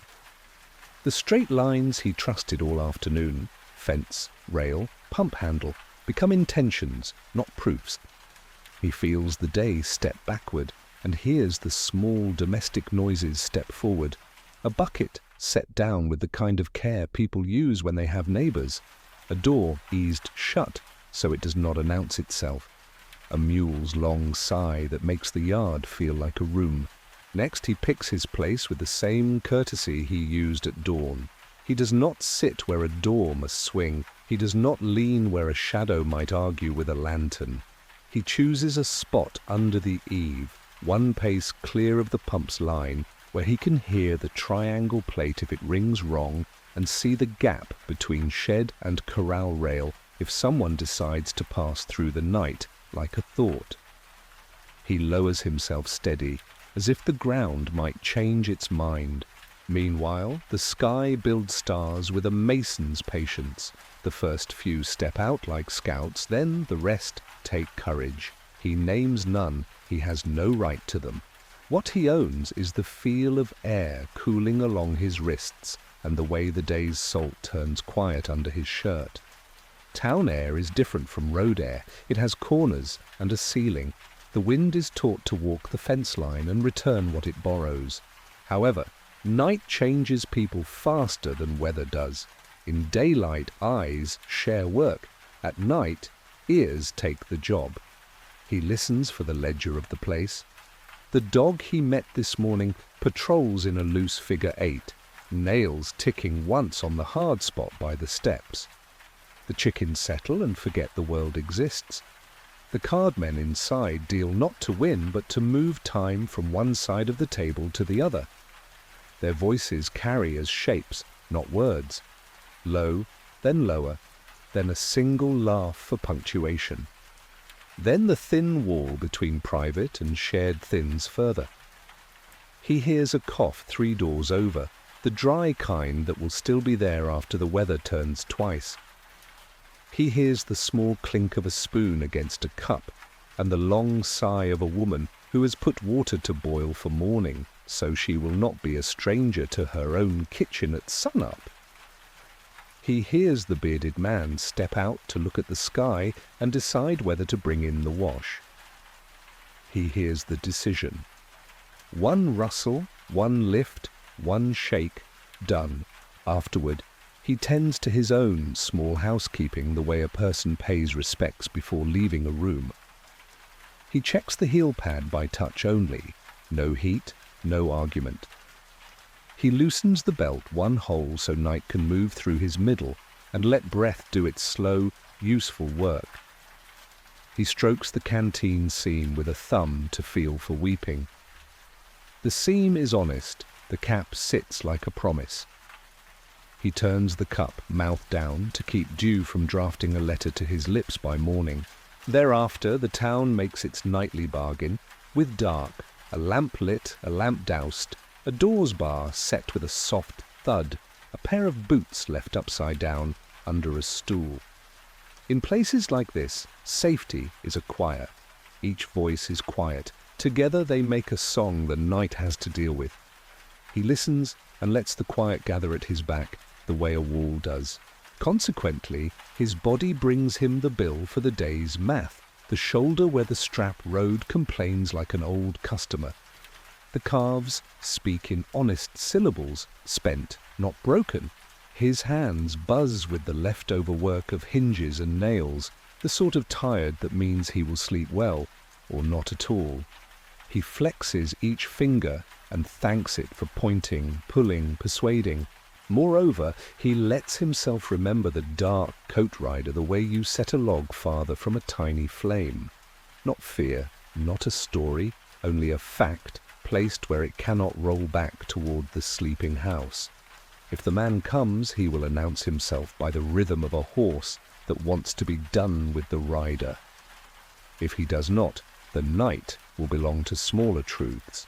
Subsequently, the smaller truths arrive. A moth learns the lantern's edge and decides against fire. A mouse chews at the corner where flour has left a ghost. The wind slips a finger under the unplaned lip of a board and plays one low note on the shed. He smiles because the note is the exact pitch of his own patience. Best to bed that patience before it starts humming other songs. Likewise, he stands slow and square and steps into the back room the way he might walk into a church with no preacher. Hat first, hand next, feet last. Darkness in a stranger's room is no one's friend. He does not strike a match. He knows where the cot sits and where the chair waits. He knows the reach of the window and the throw of the door. He lets the night lay itself across the furniture and adjusts to it instead of fighting for rights. Eventually, the thin walls begin their stories. Through the plank to his left, a man clears his throat and mutters numbers. Debts live in that voice. Through the plank to his right, the girl with the broom turns pages faster than a person can read, and then slower, which is how sleep steals books. Above him, the roof says most. The missing part belongs to wind that pads across the shingles and peeks through the handmade gaps to check everyone is where they said they would be. Then he lies down and practices the posture of a person who expects to live. Boots within reach but not on, knife on the chair where his hand can find it without courting blood, belt buckled by the second hole so he can retie in the dark without swearing. He sets the letter under his bedroll, flat, so fate cannot bend it out of shape. He slides the sack with the remaining nails into the corner where mice must argue with wood before they find it. He is polite to the night in this way. Afterward he runs the day once from end to end, not as a parade, as an audit. Water found, water kept, water shared. Strangers met, strangers sorted, strangers left in the right sizes. Weather courted with tact. Tools coached into usefulness. Food rehearsed, not performed. Feet kept students. Town borrowed and returned. He pins each fact to a board in his mind and then steps back from it like a carpenter who checks a frame for square. Thereafter, the closest wall changes registers and speaks in wood's native tongue. Dry shrinks, wet swells, nails argue, knots remember trees, houses are bodies. They get old where hands go first, on jambs and rails and latches. He can hear which parts of this place will need him tomorrow if he stays, and which parts will brook no help because a man farther back in time built them with anger and a saw too dull to forget it. Consequently, he takes the slow breaths he saved for this hour, 4 counts in, 4 counts out, until the chest stops believing in noon. The eyes do their heavy work behind the lids, pulling the light out of the day and putting it where it belongs, which is back on the sky's ledger. His ears keep the watch. They will do that for him until the dog decides the world needs an announcement. Moreover, an announcement arrives, a single bark, always the same size, followed by silence that asks whether anyone believes him. The dog patrols. The night considers. No second bark comes. The quiet retains possession. He loosens the jaw more and lets the tongue rest behind the teeth, so his mouth will not turn into a dry door by morning. Subsequently, a different noise prints across the wall. Metal on metal, not loud, just careful. He sits up without breathing hard. The match tin is where he left it. His hand finds the chair. He listens. A hinge squeaks once, the polite kind of squeak, the sound of someone who believes they are not allowed to be the loudest idea in the yard. He knows that squeak. He oiled it. It is the cook shed door. Likewise, he flicks the latch with a thumb and lets a finger's width of night into the room. He looks through the seam. The woman stands at the pump in a shawl, hair unwrapped and dark as a shadow. She works the handle with the same patience she gave the day. She pours water into a kettle. Steam ghosts her face. The dog sits 3 paces off, chest forward, not protective, so much as proud. She carries the kettle back without spilling her authority. He closes the door and resets the latch before the room can register the cold. Eventually, his body repossesses the cot. The pillow is a suggestion, which is enough. The sheet remembers soap. The boards under the mattress remember wagons. He arranges his bones like tools in a roll, no edge on edge, no weight on hinge. His hands go palms down, not up. Open hands lose heat. He wraps the canvas of his thoughts around the day and tucks the edge under the moment where he stopped wanting at sundown. Then another voice arrives through the thin wall to his left, a child's whisper that thinks whispering makes a word safe. "I'm not asleep," the whisper says. A second whisper answers with the perfect law of houses. "You are now." 2 breaths later, the law holds. Afterward, he lets his mind walk one lazy circle around the weak places. Heel, dry, padded, studied. Thumb, a nick near the cuticle from setting a nail. Shoulder, a trapezoid knot where straps carry their politics. He assigns each one a job. Heel will wake him if heat arrives. Thumb will stay off the cup rim.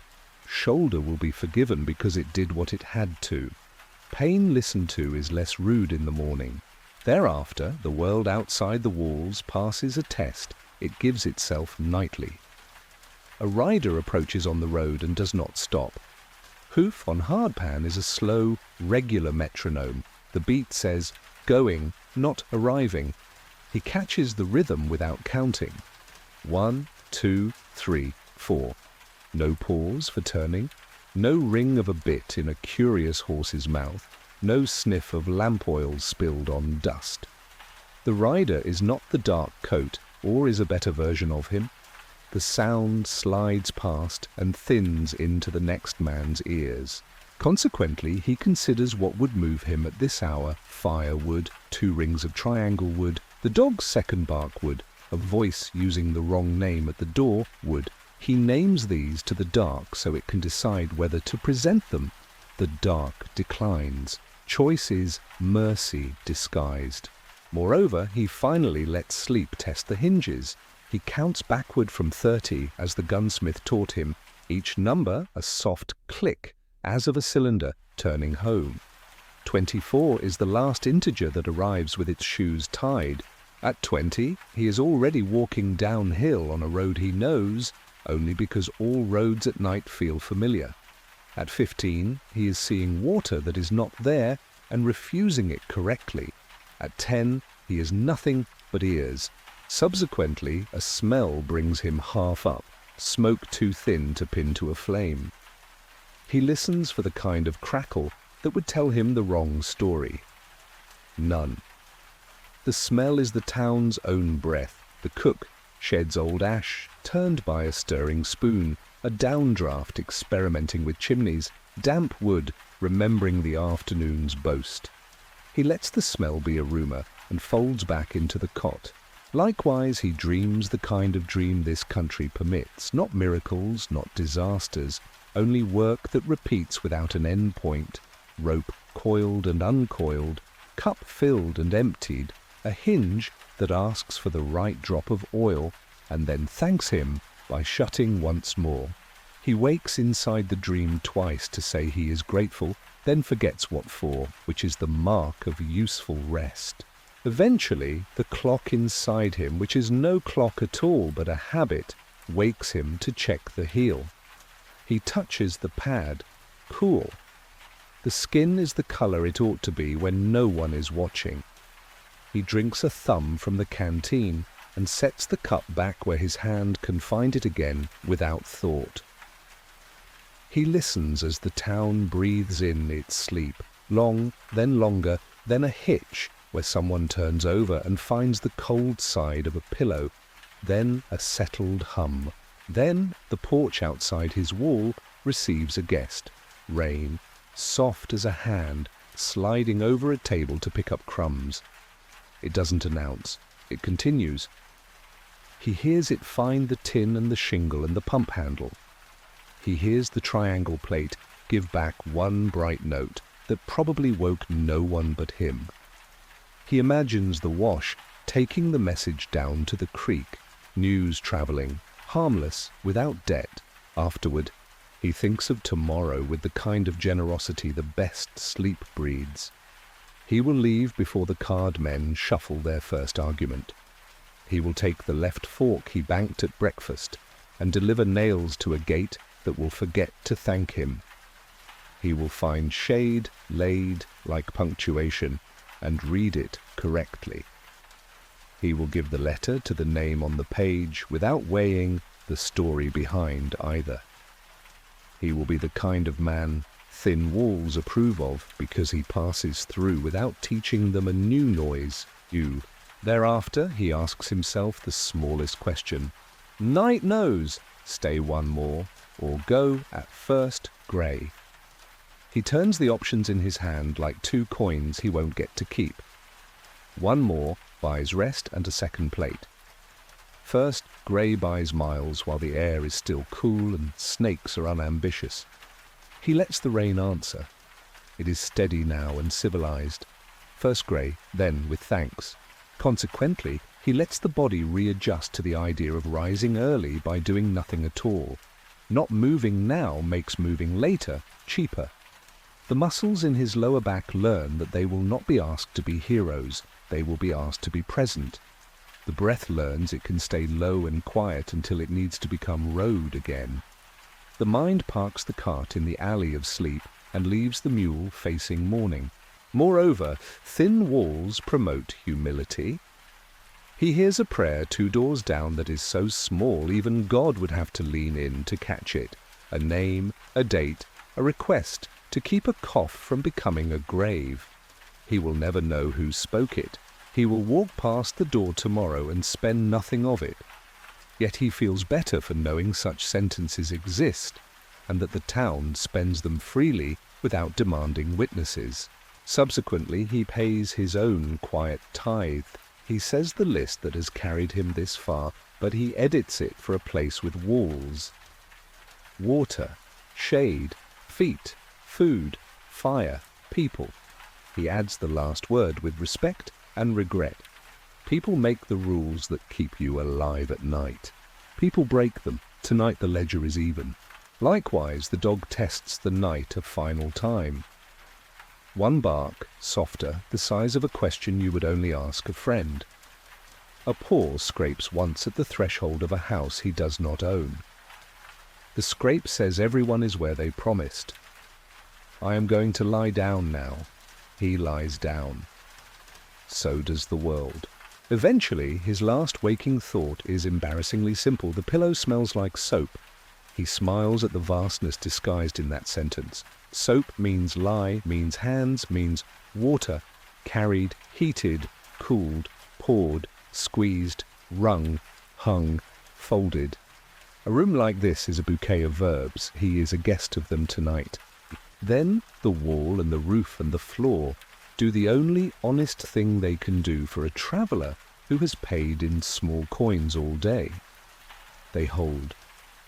He sleeps with one hand near what he might need, and the other open to the side, a citizen of the thin-walled night, trusting that the town will behave like a house, and that the house will behave like a people. Finally, the rain lightens and loses interest. The dark finishes its shift and packs its tools. Somewhere a rooster rehearses without commitment. He does not wake for that. He wakes for the shape of grey at the window, the soft change in temperature that tells the next story. He sits up, ties his knot and listens as the thin walls return his movement to him as a small, decent sound, one a neighbour could fall back asleep to. At last he stands in a room that is still a room because he treated it like one. He touches the hat brim to make a gutter for whatever the dawn still wants to shed, lifts the canteen and pockets the letter. The thin walls have kept his night intact. He will keep their secret, that survival here is not made of heroics but of noises small enough that other people can keep sleeping while you live. First, dawn arrives as a quiet correction, turning night's guesses into edges again. The room is colder by a thought. He stands and ties his knot with the ease of a man who slept enough to move without borrowing. The heel reads as cool under the pad. The shoulder answers with one small complaint he knows how to ignore.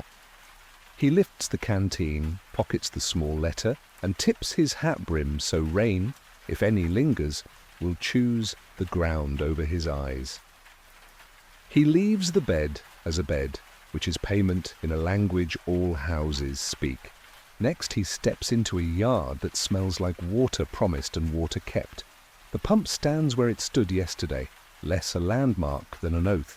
He primes with 2 careful swallows and lets the handle teach the pipe its own name again.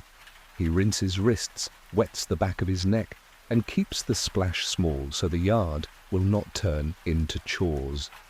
The dog lifts his head, tests the hour, and declines to spend a bark. The triangle plate holds still. He decides to leave before its first word. Meanwhile, the woman appears in the doorway exactly as if the morning had practiced her. Shawl tight, hair tied once, face arranged around a practical mercy. She nods him toward the dipper without saying he may. He pours 1 cup and drinks in halves, then fills the canteen slow, so the water loses its pipe taste before it learns his road. He sets the dipper back with the handle turned as he found it. Small courtesies are bridges you cross again later without seeing them. However, the bearded man steps out with a sack under an arm and a look that belongs to hands, not words. He points at the sky where a torn veil of cloud makes a guess toward the west. If that holds, you'll have wind on your left cheek by noon, he says. Watch the sand tongues where they meet hardpan. Mules have been skating there. He doesn't ask where the traveller goes. He does not have to. Distance out here is a shared religion. Adherents know not to demand sermons. Then the boy bursts through a hinge he will someday fix himself and halts like a colt that knows the fence is close. He hands over the last 2 nails from yesterday's bag and a slice of dried apple wrapped in flour paper. For luck, that's actually sugar, he says, too proud to grin and too honest not to. The man accepts both as if they weighed more than pockets can admit. He taps the boy's forehead once, very lightly, as if tapping a compass. North is where the sky gets strict, he says, giving the child a puzzle for later. Afterward, he turns to the woman and marks the ledger with 1 sentence towns like best. What do you need carried? She has the answer ready because people here sleep with lists in their hands. The letter you have to the name on the fold, she says, and no talk to ride along with it. He touches the pocket that holds the folded sheet, the way a person checks for a pulse. He nods. She nods back. This is contract and blessing in the same breath. Thereafter, he sets out with steps that do not announce themselves. The road has resumed its natural vices, dust where you want grip, glare where you want shade. But the first miles belong to morning and are therefore negotiable. He keeps the sun on his right shoulder and the rules where they are happiest, close to the surface, water, shade, feet, food, fire, people. The sixth word sits new and sober among the others, a tool he learned only recently to carry without resenting. Consequently, the country returns to its wide grammar. Brush writes the lower lines, stones punctuate where water argued last season. Birds compose their own sentences and never sign them. He walks steady enough to be read as harmless by the land. He finds the fence break the boy warned him about steps high and watches the wire's shadow for news of wind. The shadow trembles like a thought a man declines to say. He files that tremble in the place where plans go to become manners. Moreover, he crosses the shallow wash that once tried to own an afternoon. It holds only a memory of brown shine today. He takes the same upstream stance because good form is cheap and error is never on sale. The heel behaves, the shoulder has opinions. The canteen sits heavy enough to make the belt feel like truth. He passes a stand of willow that hints at a seep and stamps 2 small stones there in a circle only a person will read. He leaves without taking. A map made of favours is the only kind strangers can trust. Subsequently, the friend's corral arrives exactly where the poplar leans and the dog lies like a folded quilt. The gate he lifted yesterday still swings true. He raps a knuckle on the hinge as if greeting a neighbour. A woman appears in the doorway, lifts the dipper toward a bucket that glints, and gives him the sort of nod that means last night told her enough. He rinses wrists, drinks in halves, and moves on. Names are scarce in places like this, yet recognition is a currency that spends without paperwork. Afterward, the wind wakes like a late shift and takes its place at his left cheek, as promised. He tightens the hat thong a hair and keeps his stride short on the brighter tongues of sand where the mules have left their exaggerations. He eats the paper-wrapped apple slice over a quarter-mile so sweetness runs as a line through the hour rather than a fire. He tastes, then laughs at himself for being a man who can now measure sugar like medicine. A day that teaches ration also teaches humour if the student is awake. Likewise, the letter grows heavier by imagination alone. He keeps a hand near that pocket without touching. He tells himself the name written there is a person and not a mystery.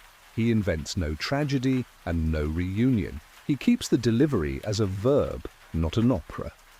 The road prefers tasks that are completed without witnesses and truth told at the door without a chorus.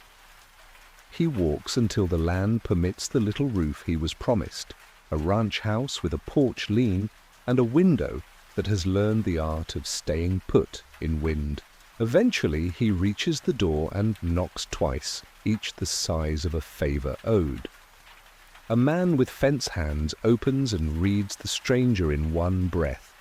The traveller touches the letter as you touch a book you respect. "For your name," he says, speaking the written word precisely.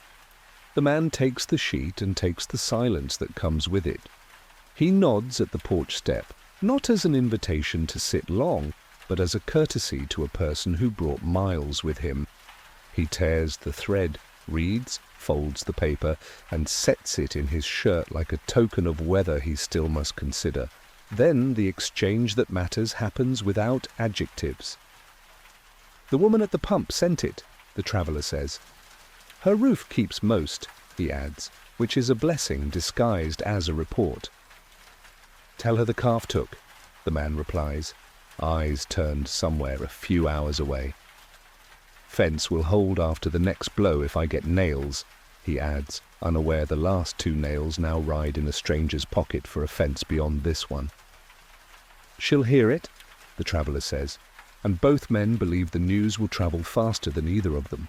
Afterward, a cup arrives, not coffee, not whiskey, water with a leaf of mint so small it is more idea than plant. He drinks it like instruction, then sets the cup so the handle points back to its owner. The man notes the small ceremony and raises his chin toward the east. "Coat rider went that way," he says. Asked about Wells like a man asks about a door he intends to close behind him. The traveller answers with a sentence that keeps the law simple. "People lock doors," he says. "We don't lock water." The rancher's mouth recognizes the line and agrees before his tongue does. Thereafter, he steps down and back to the road that makes no promises. The wind grows a little louder, a little older. He lowers his elbows so the jacket won't become a flag. He checks the heel pad by sensation alone and finds no heat. He names the hour honest and moves through it exactly. The country has reasserted its indifference. His job is to match it with a care so routine it resembles grace. He drinks by the brim's shadow. He eats by the clock, not the tongue's appetite. He files away a vulture's low loop as weather, not omen. Consequently, a long stretch unfolds without drama, proof that survival is usually the absence of headlines. He uses the extra quiet to audit his rules and trim them to travel size. Water is a tool, shade is a moving room, feet are students, food is fuel, not an event, fire is lawful if small, people are weather with choices. He adds one last noun that earned its place in the last 2 days, patience. He does not define it because it has already defined him. Moreover, a track he does not love appears at the edge of his path. The dark coat's horse, fresher than morning, hooves placed as if the rider had been looking backward more than forward. He reads the sign as an invitation to waste thought. He declines. He moves to a contour that lets him watch without being watched. He practices the polite invisibility that towns teach and roads sharpen. He steps from shadow to shadow without making those shadows louder than they are. Subsequently, the day gives him one final exam, the kind best taken standing. Heat tries one last time to drag his jaw open. Wind tries to turn his hat into a story. Fatigue invites him to sit in the wrong place for the right reasons. He runs the test he wrote for himself on the first morning. Drink by rule. Rest where 2 exits exist. Keep skin dry where it negotiates with leather. Refuse speed purchased with future fever. The test is simple enough that even a tired man can pass it if he refuses the part of himself that wants applause. Afterward, the plane tips gently as it does when it means to show you where to sleep. A low rise offers a stone back and a floor of packed clean sand. Brush makes 2 lanes, a retreat and a second thought. He declares the space permission and not possession, which is the only honest way to live on Earth that forgives nothing. He lays down a small legal flame in a hole the size of modesty. He warms the cup, not the air. He slices the onion thin and lets it become a rumor against heat. He eats the last of the bread in coins, not slabs. Likewise, he writes the map of the last days on the inside of his head, so the next version of himself will have it, even if paper fails. Tin roof, shed with the patient pump. 2-rag spring with 2 stones and a circle. The notch where the world opens like a turned page. The low wall that throws a ribbon of shade. The town that behaves like a house. The letter carried across wind. The rule about water. The faces that did not insist he know their names to be grateful for them. Eventually, evening finds him with no urgent needs and no lies left to tell himself. He lets the fire fall to a coal, and then to a thought. He keeps the canteen where the shadow can hold it. He unlaces the boot just enough to let air, not insects, visit the heel. He puts the knife where his hand can find it without the rest of him waking. He folds the letter's memory flat and tucks it with the others that keep him walking. He does not rehearse danger. He rehearses courtesy. Then night lifts in the east as it arrives in the west, and the two halves meet overhead like a lid settling on a pot that will not boil over. He reclines with the caution of a person who knows luck is not a plan. He listens for the ledger of the dark.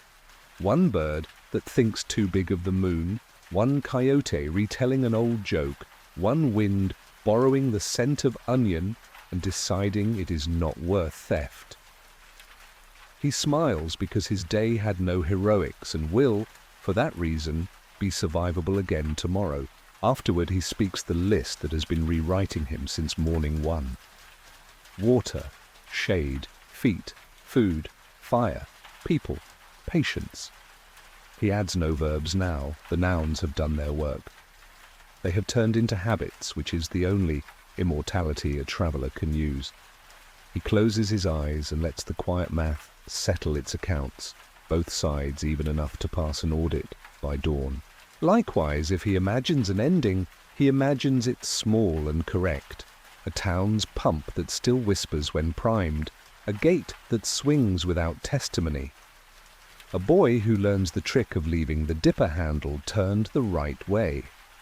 A rider in a dark coat who becomes a story told with less heat each time. A spring that keeps 2 stones for eyes after wind forgets the circle. A man who moves through all of it like a thread that never demands to be seen. Finally, the ledger closes. The West does not sign it. The West never signs anything. He signs for himself with the way he lays his head on rolled canvas, the way he leaves the ground the same as he found it, and the way he falls asleep with one hand near a cup and the other open, as if holding nothing is the last proof of being alive out here. He breathes in the even measure he taught himself, and the night, indifferent and fair, allows him to keep that measure until morning.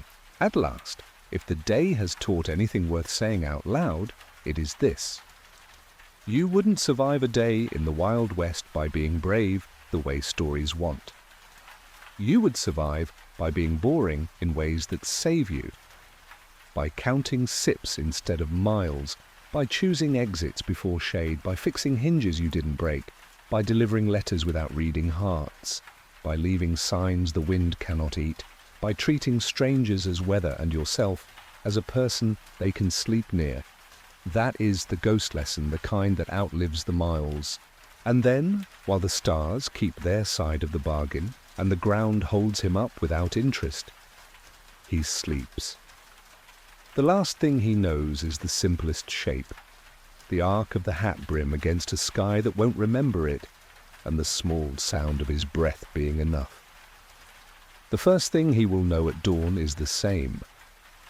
The story ends where all true days end out here.